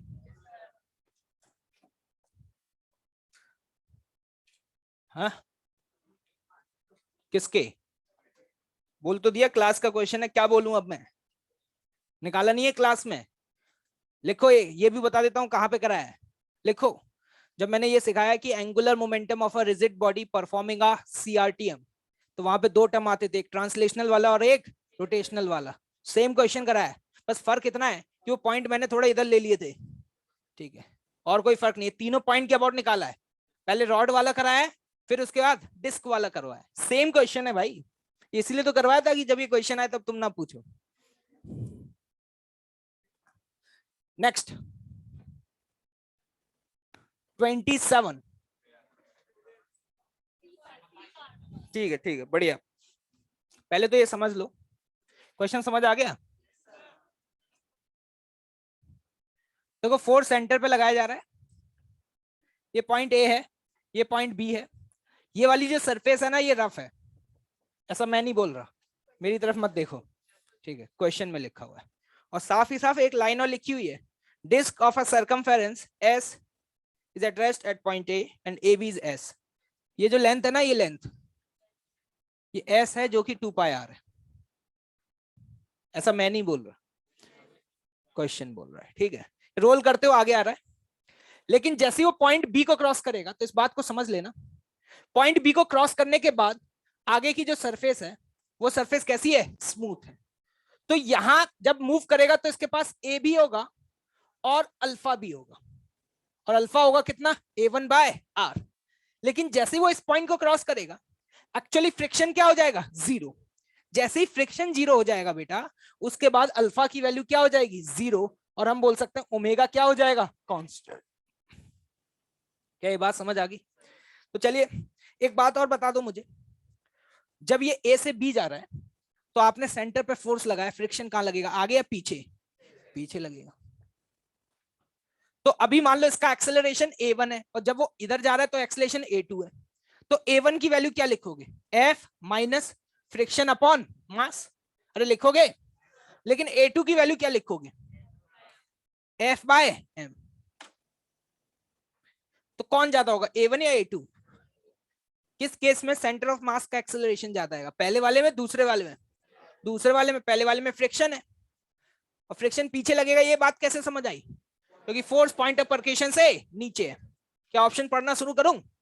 पढ़ो A option, the angular acceleration of a disc will disappear, a linear acceleration will remains unchanged। ये बात सही है कि अल्फा गायब हो जाएगा, लेकिन एक्सेलरेशन भी चेंज हो जाएगा भाई। पहले एक्सेलरेशन ये था, बाद में ये होगा। तो पहला सही है, गलत है, गलत। नहीं आया, आगे बढ़ो। Linear acceleration of a disc will increase, कौन ज्यादा, A1 या A2? Thank you. सी पर आता हूं, डी पढ़ो। The disc will cover a distance greater than s in further time t। एक बात बताना, एक्सेलरेशन ज्यादा हो गया तो सेम टाइम इंटरवल में ज्यादा डिस्टेंस चलेगा, डी क्लियर है। अब आते हैं सी पर, अब आते हैं किस पर, सी पर। उसने क्या बोला, एक बात बताओ, ए से बी में है ना कितना एंगल चला। पहले तो ये समझ में आना चाहिए कि अगर ए से बी ये डिस्टेंस 2 पाई आर है और वो रोल कर रहा है तो कितना डिस्टेंस चला, 2 पाई। ठीक है, मैं यहां पर इक्वेशन लगा रहा हूं, थीटा बराबर ओमेगा नॉट, सॉरी थीटा बराबर omega initial plus omega final by 2 into t. कोई दिक्कत तो नहीं है, लगा सकता हूं। ओमेगा इनिशियल कितना था, 0। कितना था, 0। एक बात बताना मुझे, यहां से यहां तक पहुंचा, एंगुलर एक्सेलरेशन अगर अल्फा है, कितना है, अल्फा, तो ये क्या लिखोगे, अल्फा टी बटे 2, और ये वैल्यू भी क्या आ जाएगी, टी। क्या सही लिखा है क्या, ये देख लो क्या लिखा है, omega initial plus omega final, इस पॉइंट पे जो ओमेगा होगा upon 2 into T, time T लगा। इस पॉइंट के बाद वो सवाल क्या कह रहा है, अब इस पॉइंट के बाद घूमने में, अब 2 पाई घूमने में कितना टाइम लगेगा, इसके बाद 2 पाई बराबर लिखोगे इस पॉइंट पे जो भी ओमेगा है, क्योंकि उसका ओमेगा चेंज नहीं होगा, और इस पॉइंट पे ओमेगा कितना है, अल्फा टी। इसको मल्टीप्लाई कर दो T1 से, किससे मल्टीप्लाई कर दो, T1 से। क्या इन दोनों इक्वेशंस को अगर कंपेयर करो तो क्या तुम यहां से T1 की वैल्यू निकाल सकते हो, जल्दी बताओ। अगर T1 और इसको कंपेयर करोगे तो T1 की वैल्यू कितनी आ रही है, क्या T1 की वैल्यू T/2 आ रही है। तो यहां से यहां तक उसको 2 पाई घूमने में अगर टी टाइम लगा है, कितना टाइम, टी टाइम, तो बी से आगे उसे जो टाइम लगेगा वो जस्ट इसका आधा लगेगा। क्योंकि अभी जो इक्वेशन यूज करोगे वो करोगे थीटा बराबर ओमेगा टी, कौन सी करोगे, थीटा बराबर ओमेगा टी, क्योंकि ओमेगा क्या है, कांस्टेंट। और यहां पर आप यूज करोगे सेकंड इक्वेशन ऑफ मोशन, देख लो, पढ़ ले, रोल कर रहा है, रोल कर रहा है। तो एक बात बता, अगर कोई चीज रोल कर रही है तो पूरा एक रोटेशन में वो डिस्टेंस कितना चलता है, 2 पाई आर। पता है ये बात, ये नहीं पता होगा है, अभी नालायक। 28 क्लास नोट्स का कौन से वाले पार्ट में डाउट है, बोल। The speed of p with respect to the ground. इसमें क्या नहीं समझ आया है, इसका यूज कैसे करें। चम्मच लो, चम्मच से उठाओ इसको, कटोरी में डालो, घोल के पी लो। ऐसे यूज करना है इसको, एक बार सुबह एक बार शाम को। देखो भाई ये रिंग है भाई, रिंग। सी जो है वो सेंटर है। सी क्या है? सेंटर।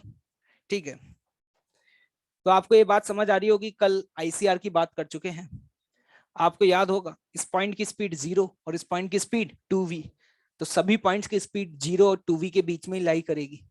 0 वाला भी एक पॉइंट होगा, 2v वाला भी एक पॉइंट होगा। इसके अलावा किसी एक पर्टिकुलर वेलोसिटी के करस्पॉन्डिंग एक पॉइंट या इनफाइनाइट पॉइंट। v बराबर u if cp is horizontal. p इस रिंग पर कोई भी पॉइंट है, उसने बोला cp हॉरिजॉन्टल। ठीक, तो क्या इस पॉइंट की स्पीड और इस पॉइंट की स्पीड क्या v होगी क्या? कल निकाल चुके। इस पॉइंट की कितनी थी और इसकी कितनी थी? ये कुछ याद आ रहा है? तो ये सही है गलत है? गलत है। सी पार्ट, v बराबर u इफ cp, ये कल मैंने कराया था। ये कह रहा है वो p पॉइंट जिसकी स्पीड v है, तो वो यहां पे था। और तुम्हें याद हो ये डिस्टेंस r, ये भी r, कुछ याद आ रहा है? r r r r, तो ये क्या है? 60, तो ये कितना है? 30।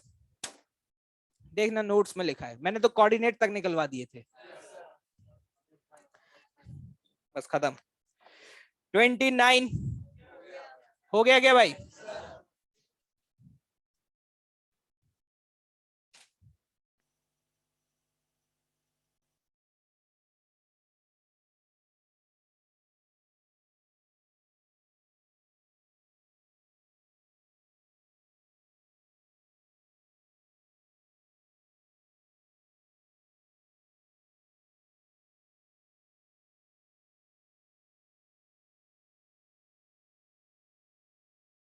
जेएम में कितने? चलो ठीक है, कल इसको कंटिन्यू करेंगे। ठीक है भाई, कल करेंगे इसे कंटिन्यू। हाँ, वो दी थोड़ी ना थी अभी, 2-3 ही तो बचे हैं वो। ठीक है, करते जाओ, सब कर देंगे डिस्कस।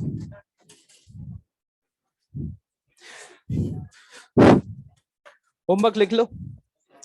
देखो भाई, मैंने तो रोटेशन जितना कंटेंट डिलीवर करना था कर चुका हूं। मैंने पिछले 2 लेक्चर्स में भी तुम्हें बताया था, फिर से बता रहा हूँ। अब सिर्फ डिस्कशन है, और मुझे डिस्कशन करने में वक्त लगेगा क्योंकि क्वेश्चंस अच्छे हैं। तो मैं, आप देख ही रहे होगे, लगभग अगर मैंने 30 क्वेश्चन दिए तो 25 तो मैं लिख ही देता हूँ। 4 या 5 ही बचते होंगे।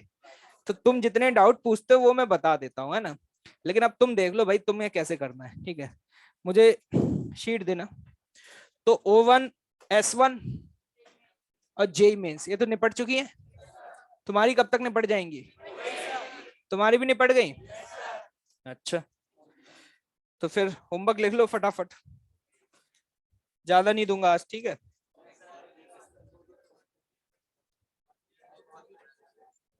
क्या?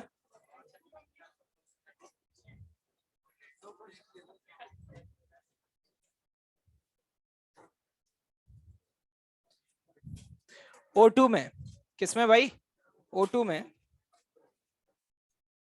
क्वेश्चन नंबर 14 से लेकर के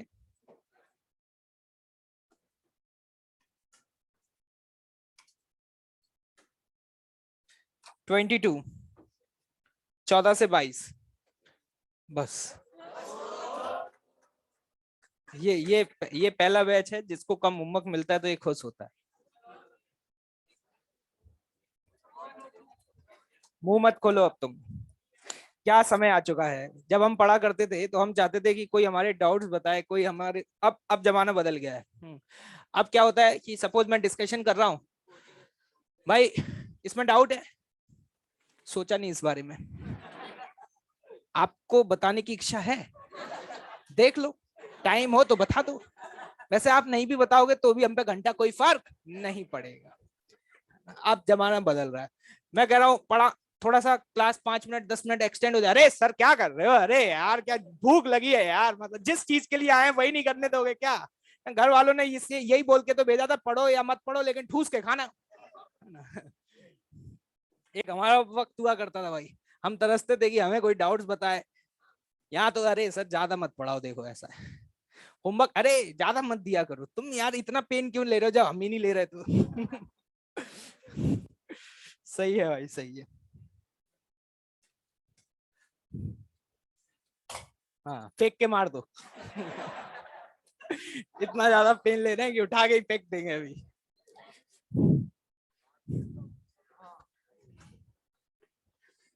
एससीबी के सॉल्ट एग्जांपल्स भी तो दिए थे। अच्छा वो हो गए। अच्छा सॉल्ट थे तो तुमने तो किए ही नहीं होंगे। तुम जब अनसॉल्व नहीं करते तो सॉल्ट क्या करोगे? लिख लो लिख लो, ये तो लिख ही लो फिर। 11 से 20। एससीबी सॉल्ट एग्जांपल्स 11 से 20। ज्यादा खुशी अच्छी नहीं लगती तुम्हारी मुझे।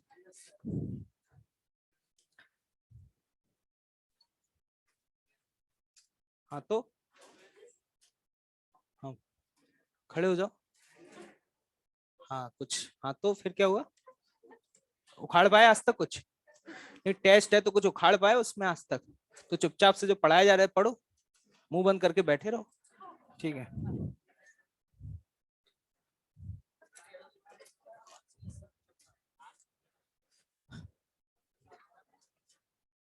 अब मैं ये बता देता हूँ कि अगर तुम्हें ये लग रहा हो कि टेस्ट में क्या क्या सिलेबस रहेगा, सब रहेगा, टॉट टिल डेट। और तुम्हें लग रहा हो तो पहले भी रिस्क लिया ही है, कबूतर बन चुके हो, एक बार और लेकर के देखो, इस बार तो मजा ही आ जाएगा। इस बार तो क्या है कि ऐसा मजा आएगा कि जन्नाट।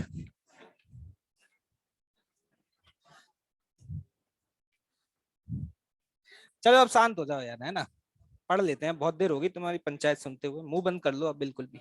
ठीक है। 2 पेज छोड़ देना। ठीक है। अगर कभी कोई अच्छा क्वेश्चन दिखा तो बताएंगे, या कोई इंपॉर्टेंट बात, कोई ऐसी बात जो लगी हो कि ना समझ में आई हो।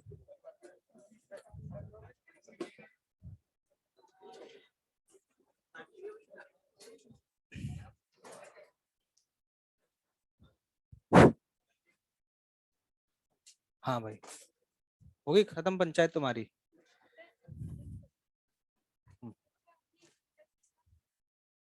हाँ। टेंशन क्यों लग रहा था? उसको घुमाएगा कौन? उस पार्टी, अगर वो पार्टिकल घूम रहा है तो कोई तो फोर्स लग रहा है। मैंने कहा वो टेंशन नहीं है, कोई और है, और उसी का नाम टेंशन है। वो पार्टिकल जो स्टिक कर गया उस रॉड से और वो घूम रहा है, तो रॉड उस पार्टिकल पे फोर्स लगा रही होगी ना। हाँ। अरे कुछ भी लग तो रहा होगा ना, तो उसी का नाम क्या है, उसी फोर्स का नाम क्या दे दिया उन्होंने? टेंशन। ठीक है। जब उन्होंने खुद ही बोल दिया वो टेंशन लग रही है, तो तुम दिमाग क्यों लगा रही हो कि वो नॉर्मल है? जो भी है उसी का नाम टेंशन है। ठीक। चलिए नेक्स्ट चैप्टर।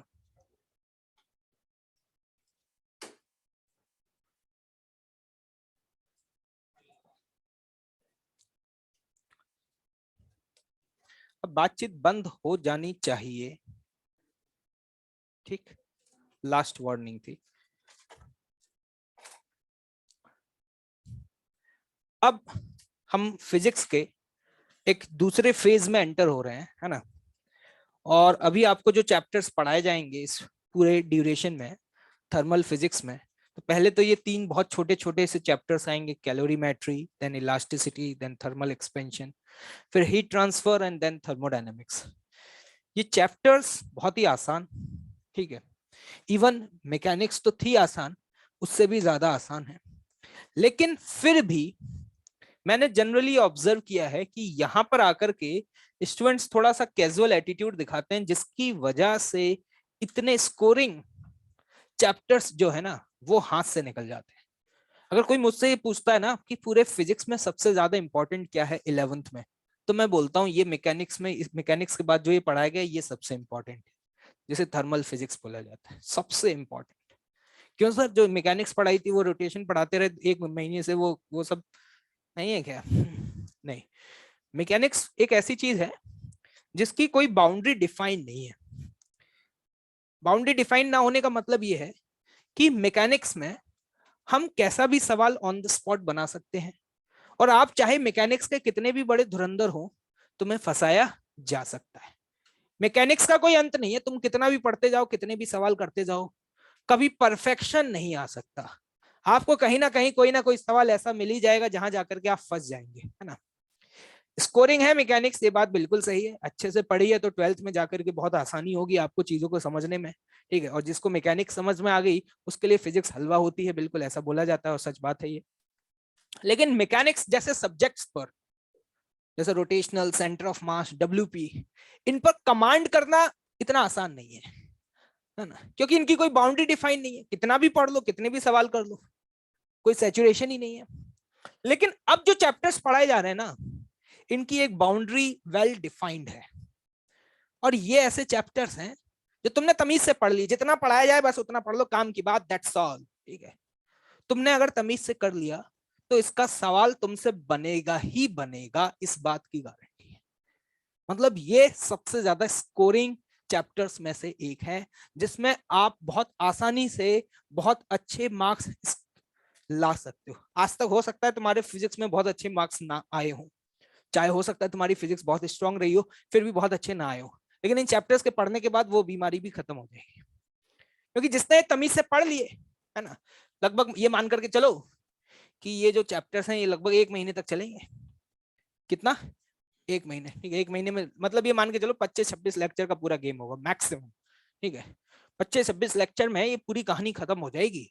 और अगर आपने बहुत तमीज से अच्छे से कर लिया तो भाई फिजिक्स में तुम्हारे मार्क्स सडनली एकदम से जंप कर जाएंगे, क्योंकि अगर ये आता है तो सवाल बन ही जाएगा, इस बात की गारंटी है। मतलब one of the most easiest part of the physics and one of the most scoring part of a physics. अगर आपके पास दो चॉइस हैं, मैकेनिक्स एक तरफ और दूसरी तरफ ये है, और मुझसे आकर के पूछो कि सर मेरे पास 2 दिन का वक्त है, मुझे क्या करना चाहिए, आप 12th में जाकर के किसी से पूछ लेना, मैं हर किसी को हमेशा ये रिकमेंड करता हूं, just go with thermal physics, क्योंकि अगर वो पढ़ ली तो उसमें क्वेश्चन बन जाएगा। मैकेनिक्स में कोई गारंटी नहीं। तो याद रखना बहुत ही इंपॉर्टेंट है एग्जाम में अच्छा स्कोर करने के पॉइंट ऑफ व्यू से। और यहां से सवाल आएगा, ये भी तय, 1 या 2 सवाल नहीं आएंगे, पूरी थर्मल फिजिक्स को अगर मिला दूं, सारे चैप्टर्स को कंबाइन कर दूं, तो जितना तुम 1 महीने में पढ़ोगे और जितने सवाल करोगे उतने पूरे सवाल मैकेनिक्स में से आते हैं, और मैकेनिक्स तुम पिछले 6 महीने से पढ़ रहे थे। और एक अगर तुम दिमागदार इंसान हो तो 6 महीने पढ़ के जिसको जितने मार्क्स लाओगे ना, उतना ही इसको 1 महीने पढ़ के ही काम हो जाएगा तुम्हारा। पूरे मैकेनिक्स में से लगभग, अगर मैं जेई मेंस की बात करूं तो जेई मेंस में 25 सवाल आते हैं, तो 25 में से मैकेनिक्स में लगभग आजकल का जो लेटेस्ट ट्रेंड है वो 6 से 7 सवाल आते हैं। कितने? 6 से 7। और इस थर्मल में 5 सवाल आते हैं। कितने आते हैं? 5 आते हैं। और वो 5 सवाल करने के लिए बहुत ज्यादा नहीं पढ़ना। मैकेनिक्स पढ़ते पढ़ते किताबें भर गई तुम्हारी, रोटेशन में तुम्हारी कॉपियां भर गई, ठीक है, फिर भी अभी भी सवाल नहीं बनना है ना। लेकिन यहाँ पर एक ही कॉपी में पूरा सब कुछ बाइंड अप हो जाएगा। तो अगर तुम समझदार हो तो इससे शानदार कुछ भी नहीं है। क्या ये बात समझ आ चुकी है भाई? तो इन चैप्टर्स को, इवन ऑब्वियस सी बात है अभी तक तुमने बहुत अच्छे से फिजिक्स पढ़ी, आई नो, ठीक है, लेकिन अब और अच्छे से पढ़ना और सिंसियरली पढ़ना, क्योंकि जितना पढ़ाया जाए बहुत लिमिटेड है, बहुत ज्यादा नहीं है। चैप्टर शुरू होने से पहले ही खत्म हो जाएगा। ठीक है, मतलब बहुत ज्यादा लंबे चैप्टर्स है ही नहीं, 2-2, 3-3 लेक्चर्स के चैप्टर्स हैं, ठीक है, ज्यादा कुछ है नहीं, सुनते जाओ, काम की बात, जितना पढ़ाया जाए पढ़ते जाओ, दैट्स ऑल, ठीक है। इंटरेस्टिंग बात, और सबसे ज्यादा जब मैं मैकेनिक्स पढ़ाता हूँ तो लोग मेरी बहुत तारीफ करते हैं, अरे सर क्या गजब की पढ़ाई, थैंक यू सर, वंडरफुल, मजा आ गया, जे हो गया वो हो गया, ठीक है। फिर उसके बाद जब मैं जैसे जैसे फिजिक्स में आगे बढ़ता हूँ, जैसे 12th वाले स्टूडेंट से मिलोगे तो 12th वाले ये बात तुम्हें बहुत अच्छे से बता पाएंगे। उन लोगों ने मुझसे मैकेनिक्स पढ़ी थी तो कहते थे थैंक यू सर, बहुत अच्छा पढ़ाया था आपने, ये वो, ठीक है। लेकिन जब मैंने उनको 12th के टॉपिक्स पढ़ाए या आगे के जैसे जैसे टॉपिक्स बढ़ते जाएंगे, है ना, जिसमें लोग कहते हैं बिल्कुल ही फील ही नहीं आती, उनमें तो इतनी हाई इंटेंसिटी, इतनी जबरदस्त एक्सप्लेनेशन कि कहते हैं अरे सर मैकेनिक्स तो कुछ भी नहीं थी, मैकेनिक्स तो कुछ भी नहीं थी। तो अभी तुम ये पढ़ोगे, अब तुमने रोटेशन पढ़ा, सेंटर ऑफ मास पढ़ा, डब्ल्यूपी पढ़ा, तो डेफिनेटली तुम में से कुछ लोगों को, सबकी तो नहीं कह सकता, लेकिन कुछ लोगों को लग रहा होगा हाँ सर बहुत अच्छा लगा, मजा आ गया सर, क्वेश्चन बन जाते हैं। लेकिन इसको पढ़ने के बाद तुम उनको भी भूल जाओगे, तुम उनको भी भूल जाओगे, ठीक है। भूलने का मतलब ये है कि मतलब तुम्हारा जो एरिया ऑफ इंटरेस्ट है वो फिर से क्या हो जाएगा, चेंज हो जाएगा। और जैसे जैसे फिजिक्स आगे बढ़ती जाएगी, तुम्हारे जो एरिया ऑफ इंटरेस्ट है, लोगों के समय के साथ एरिया ऑफ इंटरेस्ट कम होते हैं, लेकिन तुम्हारे समय के साथ एरिया ऑफ इंटरेस्ट और ज्यादा बढ़ता चला जाएगा। मतलब फिजिक्स में जो इंटरेस्ट है वो खत्म होने की वजह, लोग कहते हैं बस मैकेनिक्स में ही इंटरेस्ट आता है और मैकेनिक्स ही फिजिक्स में मजेदार चीज है, और मैं कहता हूं कि नहीं नहीं, मैकेनिक्स तो बस एक शुरुआत है, असली मोहब्बत तो कहीं और छिपी हुई है। ठीक है, तो अब आगे देखेंगे। ठीक है, चलिए अब चैप्टर्स पे स्टार्ट करते हैं, ज्यादा कहानी बताने की जरूरत नहीं है, समझदार आप लोग खुद हैं। ठीक, लेट्स स्टार्ट। कैलोरीमेट्री है ना, कैलोरी जो वर्ड है, सुनिएगा ध्यान से, कहानियां बहुत सारी होंगी, न्यूमेरिकल ज्यादा नहीं होंगे, है ना, कि 3 इक्वेशन बना रहे हैं 2 वेरिएबल एक एक, इतना कुछ नहीं होगा। ठीक है, लेकिन थ्योरी थोड़ी ज्यादा होगी, कॉन्सेप्ट्स, थ्योरेटिकल सवाल बहुत पूछे जाते हैं, इसलिए उनको समझना जरूरी है। ठीक, कैलोरीमेट्री, कैलोरी जो वर्ड है वो कहीं ना कहीं हीट से आया है। ठीक है, और मैट्री मतलब मेजरमेंट, मतलब हीट का मेजरमेंट। जब एनर्जी ट्रांसफर होती है due to the temperature difference एक बॉडी से दूसरी बॉडी में, तो कितनी एनर्जी का ट्रांसफर हुआ, इन सब के मेजरमेंट्स के बारे में बेसिकली हमें इस चैप्टर में पढ़ना है। तो अब सबसे पहला सवाल जो हमारे सामने आता है वो है टेम्परेचर। क्या टेम्परेचर, कि टेम्परेचर क्या होता है सर? अब अभी तो हम बहुत फैमिलियर हैं, हाँ टेम्परेचर वही वो 0 डिग्री सेल्सियस वाला, लेकिन अगर कोई आपसे पूछ ले व्हाट इज टेम्परेचर, तो मुंह फैला के बैठ जाएंगे, अरे वो केल्विन वाला जिसको थर्मोमीटर से मेजर करते हैं वही वाला तो लेकिन अगर आपसे एग्जैक्टली पूछ ले, नहीं नहीं जस्ट डिफाइन टेम्परेचर क्या है। ठीक है, तो ध्यान से सुने, जैसे कि फॉर एग्जांपल मैं अभी आपके सामने यहाँ पर एक बॉडी लेकर के आता हूं, और सपोज इस बॉडी का जो टेम्परेचर है वो 90 डिग्री सेल्सियस है, और एक बॉडी लेकर के आता हूं, सपोज इसका जो टेम्परेचर है वो है अभी 5 डिग्री सेल्सियस। ये दोनों बॉडीज मैंने आपके सामने रख दी, और मैंने कहा कि किसी भी एक स्टूडेंट को उठाया, मैंने कहा आओ बेटा, है ना, मैंने कहा कि पहले इस बॉडी को टच करना है फिर इस बॉडी को टच करना है। उसने कहा बिल्कुल सर, इस काम में तो हम बहुत एक्सपर्ट है। ठीक है, अब जैसे ही उसने इस बॉडी को टच किया तो उसको कुछ सेंसेशन फील हुआ। अब वो फील बता नहीं पाएगा क्योंकि फील तो फील होती है, लेकिन वो फील हॉटनेस होगी, है ना, है ना। तो उससे पूछा गया कि भाई कैसा फील हुआ सर, मजा आ गया बहुत हॉटनेस है ना। ठीक है, हमने कहा बहुत बढ़िया।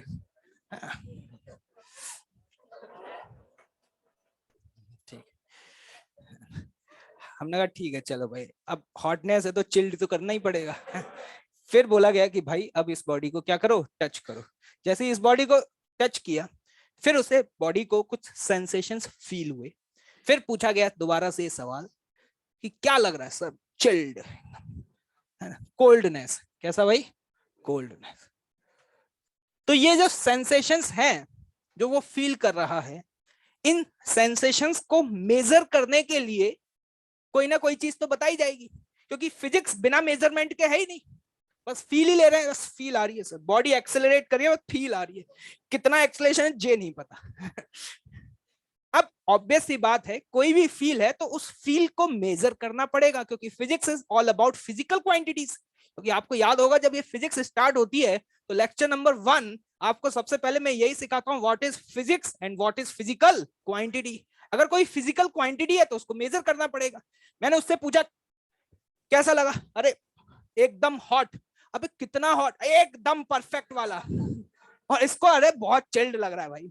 लेकिन वो चिल्ड कितना लग रहा है या हॉटनेस कितनी ज्यादा फील हो रही है, इन चीजों को मेजर करने के लिए यहाँ पर एक फिजिकल क्वांटिटी को डिफाइन किया गया, जो आपको ये बताएगा कि किस केस में आपको सेंसेशन कितने ज्यादा फील होंगे।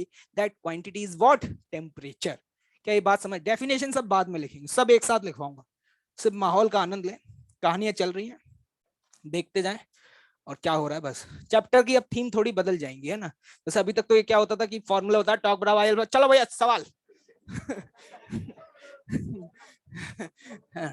अब ऐसे नहीं होगा, अब तुम्हारे लिए बहुत आराम है, तुम्हें कुछ नहीं करना, आराम से पॉपकॉर्न, जो भी पुराने सस्ते शौक हैं लेकर आओ, आराम से बैठो क्लास में, पॉपकॉर्न चलने दो, बीच बीच में आराम से चलने दो, और सिर्फ मैं एफर्ट्स मारता रहूंगा तुम्हें सुन, मतलब टीचर के एफर्ट्स ज्यादा है, तुम्हारे एफर्ट्स तो क्या है, 0 है। ठीक है, तो वो ये सेंसेशन है। ठीक है, मतलब टेम्परेचर एक ऐसी फिजिकल क्वांटिटी है जिसके सेंसेशन से हम हॉटनेस या कोल्डनेस को क्या कर सकते हैं, मेजर कर सकते हैं। या इसी बात को फिजिक्स के टर्म्स में बोला जाए तो ऐसे बोला जा सकता है कि टेम्परेचर एक ऐसी फिजिकल क्वांटिटी है जिसकी हेल्प से हम मॉलिक्यूल्स की काइनेटिक एनर्जी के बारे में कमेंट कर सकते हैं।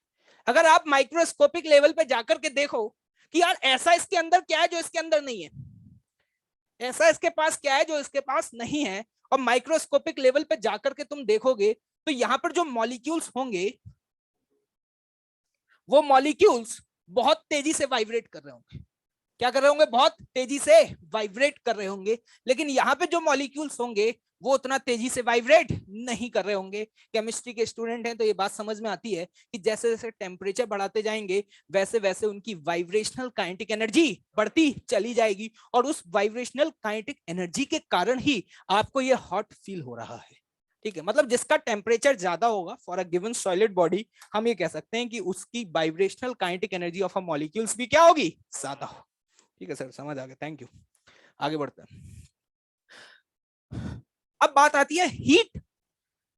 अब हीट से हम लोग तो बहुत फैमिलियर हैं, काफी लंबे समय से, पुराने समय से सुनते हुए आए हैं, तो हमें तो ये सारी चीजें बहुत नॉर्मल सी लगती हैं, हाँ हीट का मतलब सब पता है। लेकिन जब पहली बार इस बारे में चर्चा हुई तो लोगों को नहीं पता था कि क्या होता है हीट का मतलब, तुम्हें भी नहीं पता, ट्रस्ट मी। ठीक है, अभी तुम्हें समझ में आएगा हीट का मतलब क्या होता है। देखिएगा ध्यान से, यहां पर मैं दो बॉडी, यही दो बॉडी पास में लेकर के आया। ठीक है, ये बॉडी थी 90 डिग्री सेल्सियस पर और ये बॉडी थी कितने पर, 5 डिग्री सेल्सियस पर। इन दोनों बॉडीज को मैंने एक रॉड से कनेक्ट कर दिया। अब जैसे ही रॉड से कनेक्ट किया तो डेफिनेटली यहां पर हीट क्या हो रही है, ये मैंने बोला हीट ट्रांसफर, मुझे हीट नहीं बोलना चाहिए, मुझे बोलना चाहिए यहां पर एनर्जी क्या हो रही है, ट्रांसफर हो रही है। तो यहां पर वो एनर्जी जो कि due to the temperature difference एक बॉडी से दूसरे बॉडी में जा रही है, एक बॉडी से दूसरे बॉडी में जा रही है, उस एनर्जी को बोला जाता है क्या, हीट।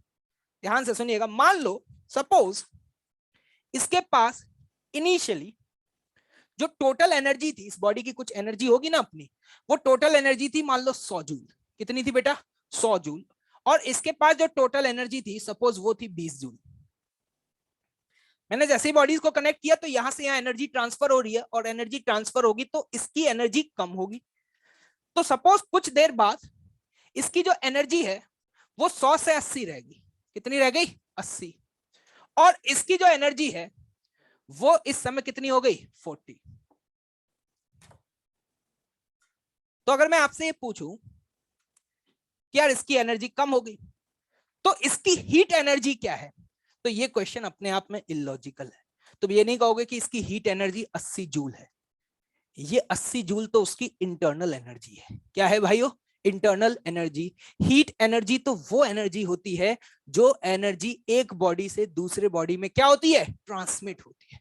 तो अगर मैं आपसे यहाँ पे पूछूं कि what is the heat energy, तो आप कहेंगे यहां पर अगर इसकी एनर्जी कम हो रही है तो डेफिनेटली यहां पर आगे कितनी एनर्जी ट्रांसफर हुई है, 20 जूल एनर्जी ट्रांसफर हुई है।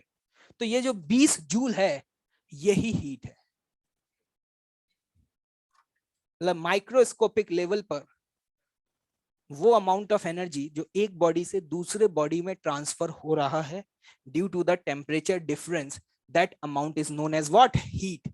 तो सर ये क्या था, 100-80 ये क्या था, ये सब ये था उस बॉडी की क्या, इंटरनल एनर्जी।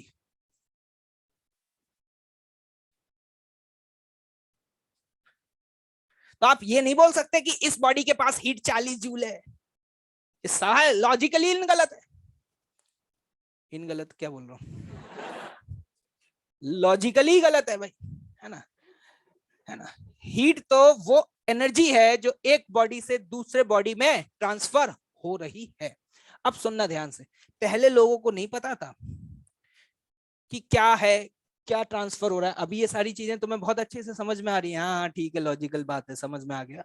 लेकिन पहले लोगों ने कहा कि कुछ तो है जो ट्रांसफर हुआ है, कुछ तो है जो ट्रांसफर हुआ है, यहां से यहां, उसी का नाम उन्होंने क्या रख दिया, हीट। और उन्होंने हीट को एक अलग अंदाज में डिफाइन किया। उन्होंने कहा कि जो यहां पे ट्रांसफर हुआ है, इसकी जो यूनिट है, उन्होंने इसकी यूनिट डिफाइन करी क्या, कैलोरी। और उन्होंने कैलोरी को कैसे डिफाइन किया, पहले सुन लेना, बाद में लिखवा दूंगा। एक कैलोरी को ऐसे डिफाइन किया कि 1 ग्राम पानी का टेम्परेचर 1 डिग्री सेल्सियस बढ़ाने के लिए, कितना, 1 ग्राम पानी का टेम्परेचर 1 डिग्री सेल्सियस बढ़ाने के लिए, वो भी 1 डिग्री कहां से कहां, 14.5 से 15.5 डिग्री सेल्सियस बढ़ाने के लिए एक एटमॉस्फेरिक प्रेशर पर जो यहां पर एनर्जी ट्रांसफर होगी, उसी को क्या बोला जाएगा, 1 कैलोरी।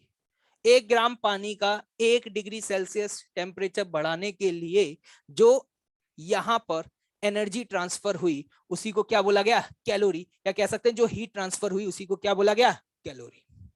पहले लोगों को ऐसा लगता था, बहुत सालों पहले, कि हीट कोई नई चीज है और एनर्जी कोई नई चीज है। फिर जूल नाम के एक साइंटिस्ट आए, उन्होंने इस बात को प्रूव किया कि जो ये एनर्जी ट्रांसफर हुई है, जिसे आप हीट बोल रहे हैं, इस हीट की हेल्प से भी हम मैकेनिकल वर्क करा सकते हैं। मैकेनिकल वर्क मतलब कौन सा वाला वर्क, F.S वाला। कौन सा वर्क, F.S वाला। तो उन्होंने बताया कि ये जो जिसको तुम हीट बोल रहे हो ना, ये हीट कोई नई चीज नहीं है। पहले लोगों को यही लगा करता था हीट कोई नई चीज होती होगी। उसने फिर बताया कि हीट ये कोई नई चीज नहीं है, heat is also a form of energy. और फिर वहां से समझ में आया, उन्होंने फिर एक रिलेशन निकाला। उन्होंने बताया, फिर सुन लेना ध्यान से, कि यहाँ पे जो आप कैलोरी या यूनिट बता रहे हैं, इस कैलोरी और जूल में भी एक रिलेशन होता है। क्या वो रिलेशन तुम्हें याद है, बताओ क्या होता है। 1 calorie is equal to 4.186 joule. जो आप 1 कैलोरी बोल रहे हैं ना, वो 1 कैलोरी एक्चुअली में इतने जूल के बराबर होता है। फिर वहां से लोगों को समझ में आया, अच्छा ये हीट कुछ और नहीं है, ये हीट भी एनर्जी की एक नई फॉर्म है। और फिर वहां से समझ में आया कि इस हीट की जो एसआई यूनिट है, ये एसआई यूनिट क्या होगी, जूल होगी। क्या लग रहा है, कुछ समझ में आ रहा है, ठीक है। ये कहानी मैंने बता दी है, अब हम लिखना शुरू करेंगे फटाफट से, ठीक है। ठीक है, ये सब बाद में लिखना, पहले जो लिखवाया जाए उसको लिख लो। लिखें फटाफट, हीट की डेफिनेशन लिखें।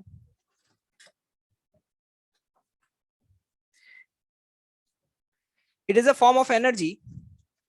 It is a form of energy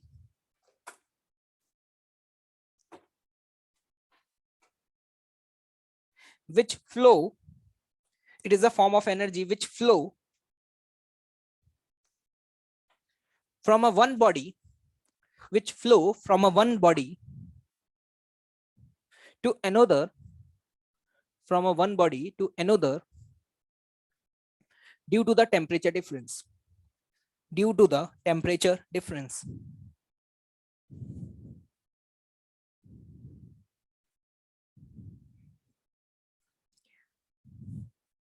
Next point. In other words, the amount of energy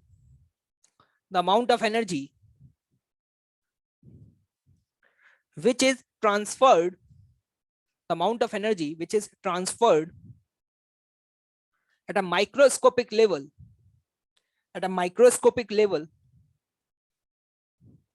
due to the temperature difference.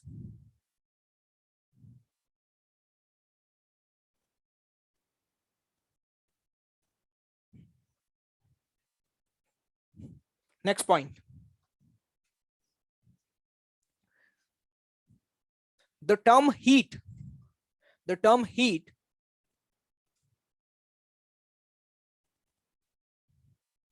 should not be used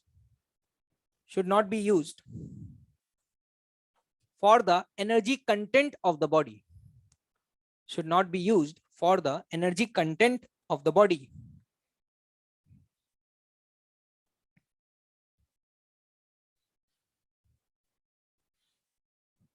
next definition लिखें 1 कैलोरी की।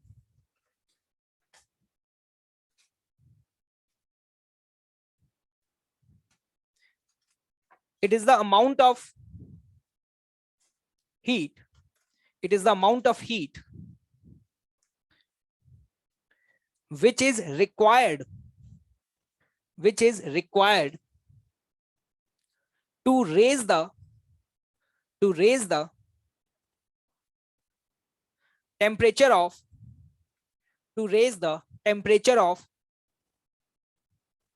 1 gram of water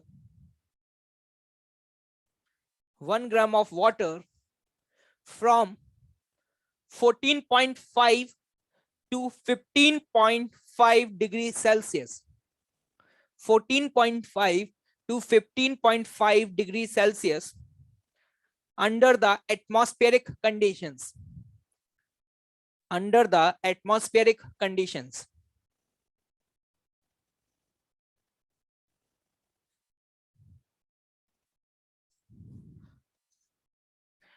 टेम्परेचर की definition लिखें। Temperature is a physical quantity. Temperature is a physical quantity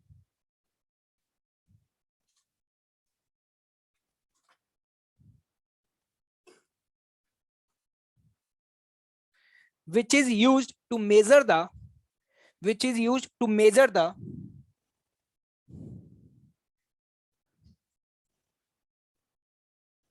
kinetic energy, which is used to measure the kinetic energy of oscillation,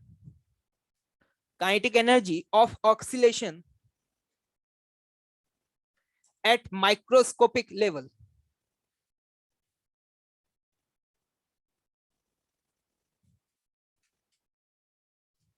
bracket में लिखें,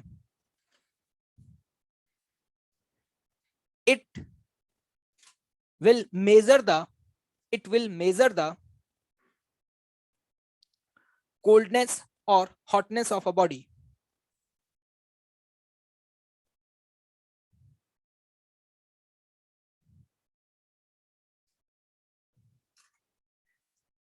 Next, internal energy. Internal energy. It is equal to the all kinds of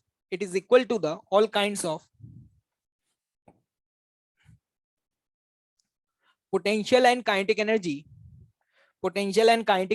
of a system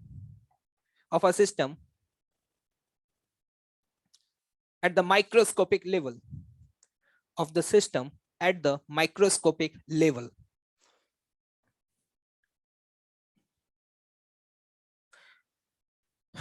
जितनी कहानी मैंने explain करी थी मैंने लिखवा दी है।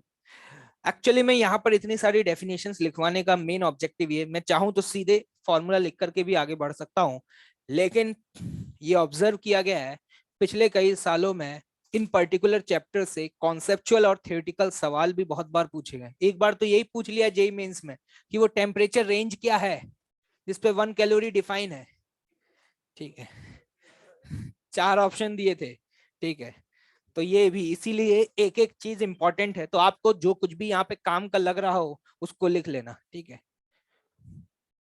एक बार हीट की डेफिनेशन ही पूछ ली थी कि इन 4 ऑप्शंस में से बताओ which option is most appropriate for heat. ठीक है, इसलिए लिखवाया गया है। हाँ बोलो। हाँ, कुछ पूछना है? अच्छा, मुझे लगा कुछ पूछ रहे। केमिस्ट्री वाले सर से पूछ। एक्चुअली ये पूछा जा रहा है कि ये रेंज टेम्परेचर की क्यों सेलेक्ट की गई है। मैं आपको बता दूं कि ये टेम्परेचर की पर्टिकुलर वो रेंज है जिसमें डेंसिटी का फ्लक्चुएशन सबसे कम ऑब्जर्व किया जाता है। अगर आपने केमिस्ट्री पढ़ा हो तो शायद कभी बताया गया हो, नहीं बताया कोई दिक्कत की बात नहीं, मैं बता रहा हूँ सुन लो। ठीक है ये रेंज इसलिए ली गई है क्योंकि इस पर्टिकुलर रेंज में जो डेंसिटी का वेरिएशन है वो डेंसिटी का वेरिएशन ऑलमोस्ट क्या होता है, नेग्लेक्ट होता है। ठीक है, नोट कर लिया भाई? जल्दी लिखो फटाफट। हीट का मतलब समझ आ गया? Heat is a form of energy. जब भी हम किसी भी गिवन बॉडी को हीट ट्रांसफर करते हैं तो जनरली दो तरह की चीजें ऑब्जर्व होती हैं। क्या? अगर हमने एनर्जी ट्रांसफर करी और वो हीट, तो या तो उस बॉडी का टेम्परेचर चेंज होगा,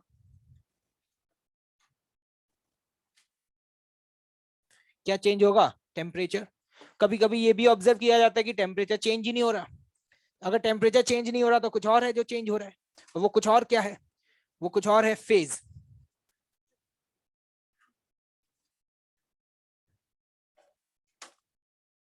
फेज, फेज का मतलब समझते हो? बर्फ का गोला है, क्या है? बर्फ का गोला। मान लो 0 डिग्री सेल्सियस पर है। कितने पर है? 0 डिग्री सेल्सियस पर तुम हीट दे रहे हो। तुम सोच रहे हो साला अभी इसका टेम्परेचर बढ़ेगा, लेकिन उसका टेम्परेचर बढ़ ही नहीं रहा। तुम कह रहे हो गजब टोपीबाज है। क्या हो रहा होगा उस समय? वो बर्फ का गोला धीरे धीरे मेल्ट हो रहा होगा। क्या बन रहा होगा? पानी बन रहा होगा। तो सिर्फ ये नहीं बोलना चाहिए कि हीट अगर ट्रांसफर करी है तो टेम्परेचर बदलेगा ही बदलेगा। हीट अगर ट्रांसफर करी है तो इन दोनों में से कोई एक तो होगा ही होगा। या तो टेम्परेचर चेंज होगा या फिर फेज चेंज होगा। ठीक है भाई, याद रखना इस बात को। आगे बढ़े। तुम तो यही बोलोगे हमेशा, नो सर, ना लाइक, पता नहीं क्या कर रहे हैं।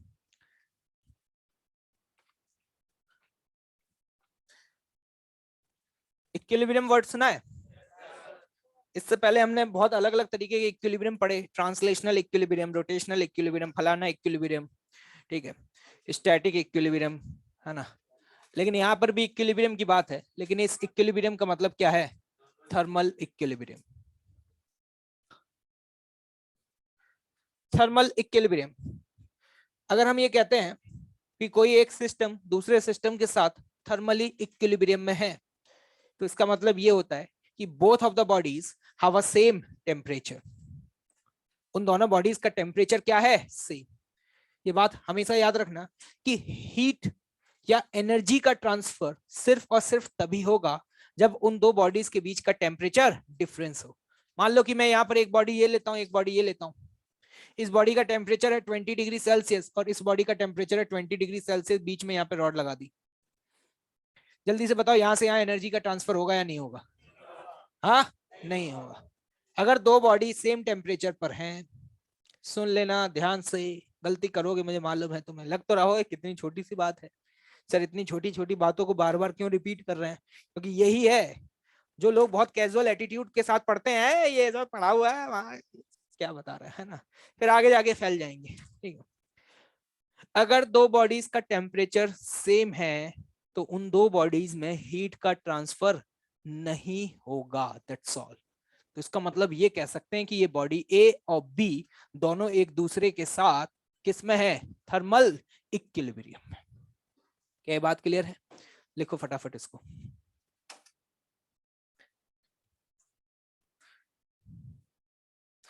देखो, if a two bodies are in thermal equilibrium, if a two bodies are in thermal equilibrium with each other, if a two bodies are in thermal equilibrium with each other, then the temperature of both of the bodies will be same. Then the temperature of both of the bodies will be same.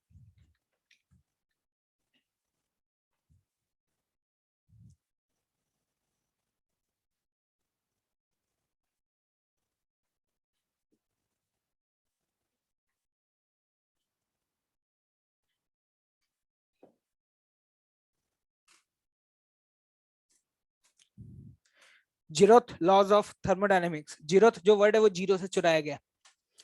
अब क्या है कि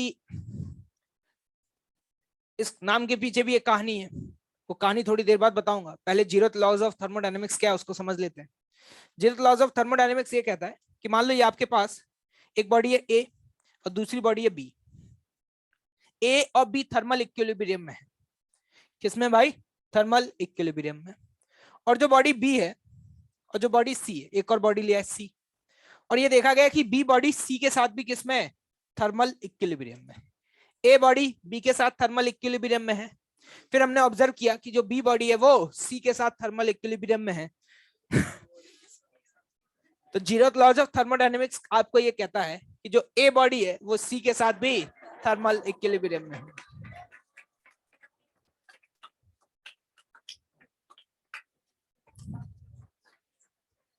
अभी ये सारी बातें कितनी आसान लग रही है ना, लेकिन पहले जिसने ये बात बताया है ना उसको नोबेल प्राइज मिल गया। क्या मिल गया?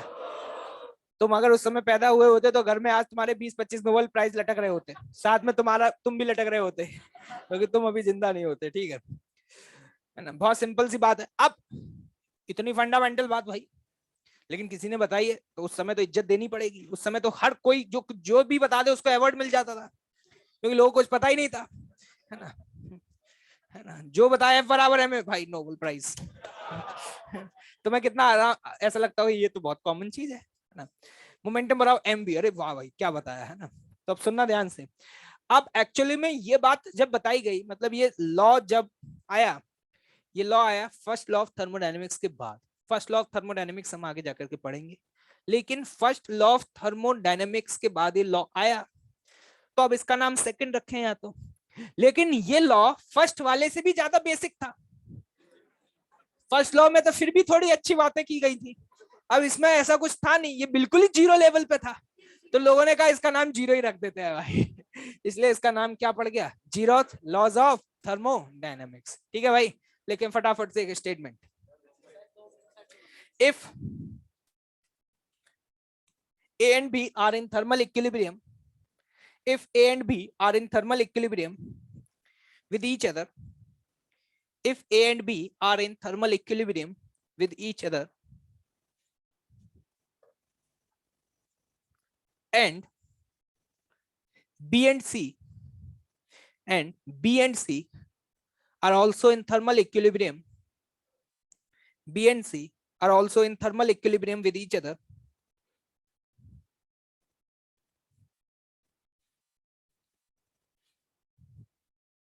then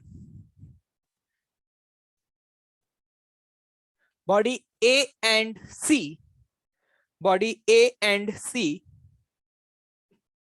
must be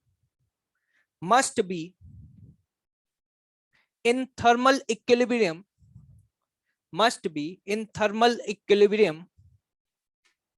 with each other.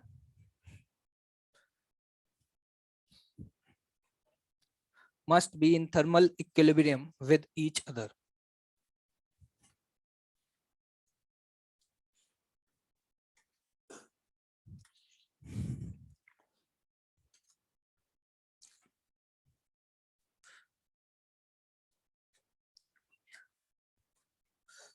कोई एक बॉडी है, उसको हमने एनर्जी सप्लाई करी, सपोज Q है हीट एनर्जी। कौन सी एनर्जी? Heat energy. ये स्टैंडर्ड नोटेशन है, हीट एनर्जी को Q से रिप्रेजेंट करेंगे फिजिक्स में। तो ये ऑब्जर्व किया गया कि जब हमने Q को सप्लाई किया तो Q जो था वो डायरेक्टली प्रोपोर्शनल आया डेल्टा टी के। मतलब जितना ज्यादा हीट सप्लाई करोगे उतना ही ज्यादा टेम्परेचर में चेंज देखा जाएगा, लॉजिकल सी बात है। ठीक है, और साथ ही साथ ये भी ऑब्जर्व किया गया कि जो Q है वो डायरेक्टली प्रोपोर्शनल किसके आ रहा था? मास के भी आ रहा था। ठीक है, अब इन दोनों से हम लिख सकते हैं Q is proportional to what? M into delta t. Q is proportional to M into delta t. जब इस प्रोपोर्शनलिटी को हटाया गया तो Q बराबर आता है, एक प्रोपोर्शनलिटी कांस्टेंट आया जिसका नाम पड़ा क्या? S M into delta T. एक ही फॉर्मूला है पूरे चैप्टर में, खत्म, चैप्टर खत्म। ठीक है, ठीक। अब यहां से S को लिखा जा सकता है Q upon M into delta T. इस S का नाम पड़ गया स्पेसिफिक हीट। मुंह मत खोलो, बोला ना मालूम है तुम्हें पता है, लेकिन नहीं पता, बिलीव, विश्वास रखो मुझे, पता तो तुम्हें बहुत कुछ था। इसको क्या बोला गया? स्पेसिफिक। कभी भी स्पेसिफिक वर्ड यूज हो जाता है ना तो वो पर यूनिट मास के लिए यूज होता है। किसके लिए यूज होता है? Per unit mass. ये है स्पेसिफिक हीट कैपेसिटी। अब ध्यान से सुनना, स्पेसिफिक हीट कैपेसिटी जो ये है, ये किसी भी गिवन मटेरियल की प्रॉपर्टी होती है। ये ना तो Q पर डिपेंड करता है, ना M पर, ना डेल्टा T पर। ये किसी भी मटेरियल की प्रॉपर्टी होती है। मतलब जैसे अगर मैं एक स्टील का कोई ग्लास ले लूं, अब मैं चाहे स्टील का ग्लास लूं, चाहे फिर स्टील की कटोरी लूं, चाहे फिर स्टील की प्लेट लूं, मैं कुछ भी ले लूं, चाहे उसका शेप, साइज, मास कुछ भी रहे, लेकिन चाहे कटोरी हो, चाहे ग्लास हो, चाहे प्लेट हो, तीनों का एस क्या होगा? सेम होगा। मतलब जो एस है वो सिर्फ और सिर्फ मटेरियल पर डिपेंड करता है भाई, उसको शेप, साइज, मास से कोई लेना देना नहीं है। क्या ये बात समझ आ रही है? ठीक है, मतलब हम ये कह सकते हैं ये किसी भी गिवन मटेरियल की प्रॉपर्टी है, it depends only on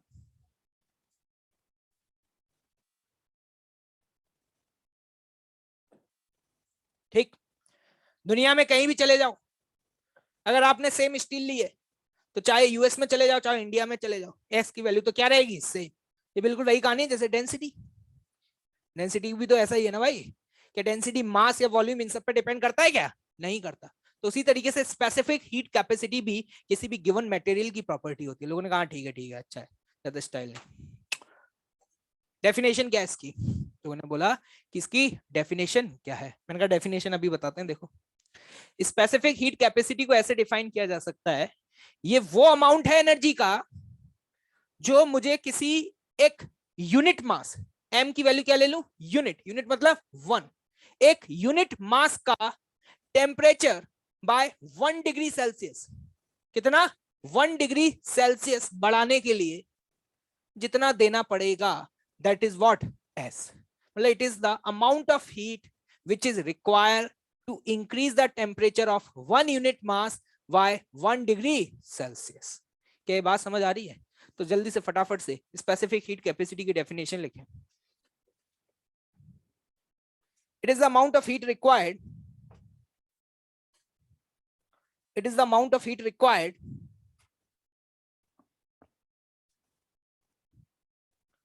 to increase the temperature, to increase the temperature of a unit mass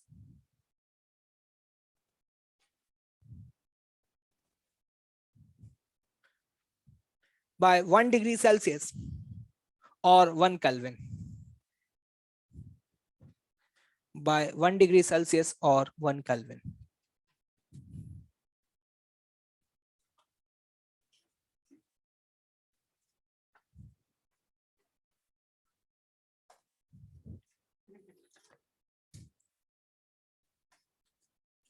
जैसे मैं बोलता हूं कि किसी बॉडी के टेम्परेचर में चेंज 20 का आया, कितने का आया?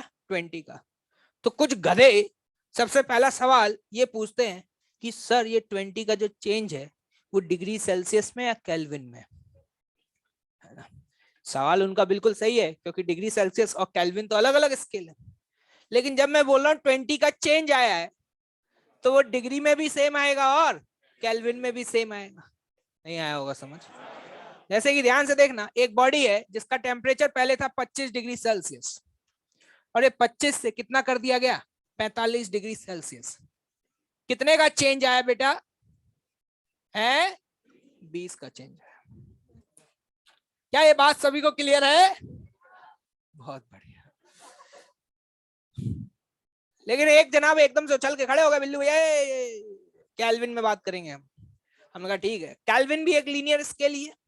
ठीक है, आपको ये पता है कि केल्विन में अगर टेम्परेचर निकालना चाहते हैं तो 273 का क्या करना होगा? ऐड। इतना तो पढ़े लिखे हैं, शकल से तो लग रहे हैं, यानी वो बाद में देखी जाएगी।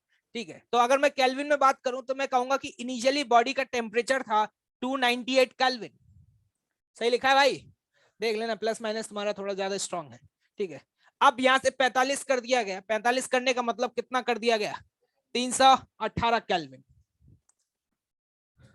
तो अगर मैं अभी आपसे चेंज पूछूं, चेंज, क्या वो चेंज अभी भी 20 का ही आया है? तो जब भी मैं चेंज बोलूं कि एक बॉडी के टेम्परेचर में चेंज 20 का हुआ है, तो तुम उसे ये मत पूछना कि सर वो डिग्री सेल्सियस में हुआ है या केल्विन में हुआ है, या फिर सर मैं यहाँ पे जब डेल्टा टी लिख रहा हूं तो सर ये टेम्परेचर डिग्री सेल्सियस में लिखूं या केल्विन में? या पूछोगे सवाल?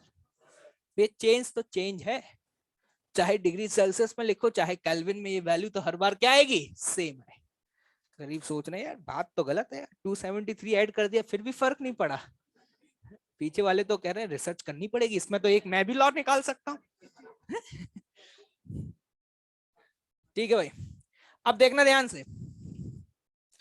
अब बात आती है कि जब ये डिफाइन कर ही दिया है तो इसकी यूनिट भी बता दो। कितना टाइम बचा है, अभी तो बहुत है, बहुत है, बहुत है, 9 मिनट में तो निपटाते हैं। एसआई यूनिट, कौन सी यूनिट, एसआई, या यूनिट देख लेते हैं इसकी, एसआई बाद में देख लेंगे। काफी फेमस यूनिट जो है वो क्या है, सुनना। क्यू को कैलोरी, जनरली कैलोरी में बात करते हैं, कैलोरी पर ग्राम डिग्री सेल्सियस, या फिर आप इसको ऐसे भी बोल सकते हैं कैलोरी पर ग्राम केल्विन। ऐसे लिखो या ऐसे लिखो, कोई दिक्कत वाली बात नहीं है। क्या बात समझ आ रही है भाई? और यूनिट क्या हो सकती है, ये भी हो सकती है जूल पर ग्राम डिग्री सेल्सियस और जूल पर ग्राम केल्विन। ऐसा यूनिट क्या होगी, जूल पर केजी। क्या बात समझ आ रही है? इनमें आपस में रिलेशन क्या होगा ये सब निकाल सकते हो। अगर मैं आपसे पूछ लूं, ये आपको खुद समझ में आना भी चाहिए, वैसे तो हम निकाल चुके हैं, 1 कैलोरी बराबर कितना जूल आ रहा था। ठीक है भाई, क्या याद रहेगा, पक्का? ठीक है, ये कन्वर्ट करते रहना तुम, ठीक है। अब बहुत ही इंपॉर्टेंट बात, specific heat capacity of water. कौन बेटा, वाटर लिक्विड स्टेट में ये होती है 1 कैलोरी पर ग्राम डिग्री सेल्सियस। 1 कैलोरी को ऐसे तो डिफाइन किया था। एक बात बताना, 1 कैलोरी की डेफिनेशन और स्पेसिफिक हीट कैपेसिटी की डेफिनेशन मैच नहीं कर रही है। देखो देखो देखो, बस उसमें एक पर्टिकुलर टेम्परेचर की रेंज लगा दी है, अदरवाइज डेफिनेशन तो सेम है ना। वाटर अगर लिक्विड स्टेट में प्रेजेंट है तो उसकी स्पेसिफिक हीट कैपेसिटी इतनी होगी, रुक जाओ अभी रुक जाओ तुम्हें बताते हैं, 1 कैलोरी पर ग्राम डिग्री सेल्सियस। बेटा इसी को एक और तरीका लिखा जा सकता है 4.186। जनरली 4.186 इतना अच्छा नंबर नहीं लगता, तो इसी को generally 4.2 joule gram degree Celsius.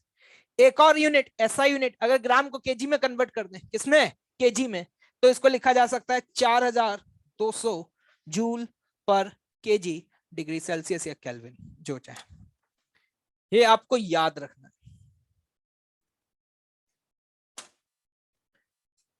अर्थ पर जितने भी लगभग हमें मटेरियल मिलते हैं उन सब में सबसे ज्यादा स्पेसिफिक हीट कैपेसिटी हमने अगर किसी की देखी है तो वो कौन है, पानी। 1 ग्राम पानी का टेम्परेचर, सुन लेना भाइयों, 1 ग्राम पानी का टेम्परेचर 1 डिग्री सेल्सियस चेंज करने के लिए तुम्हें कितनी एनर्जी देनी पड़ेगी, 1 कैलोरी। कितना अच्छा नंबर है ना, एक से अच्छा कोई नंबर हो सकता है?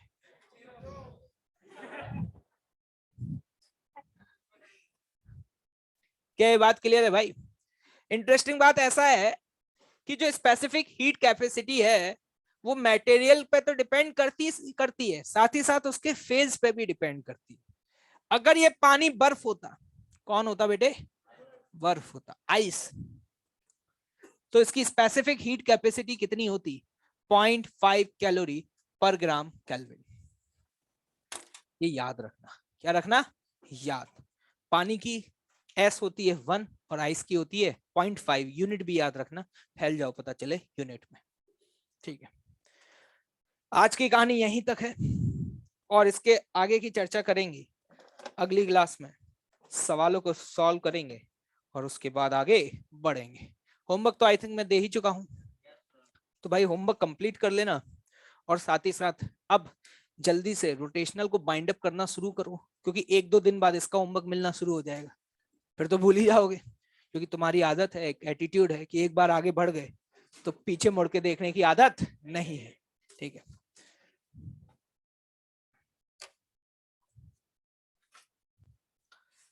चलिए भाई, चलें फिर।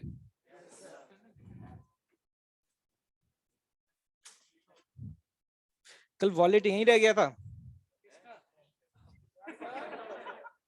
भाई इसे ही खत्म कर दिए बे।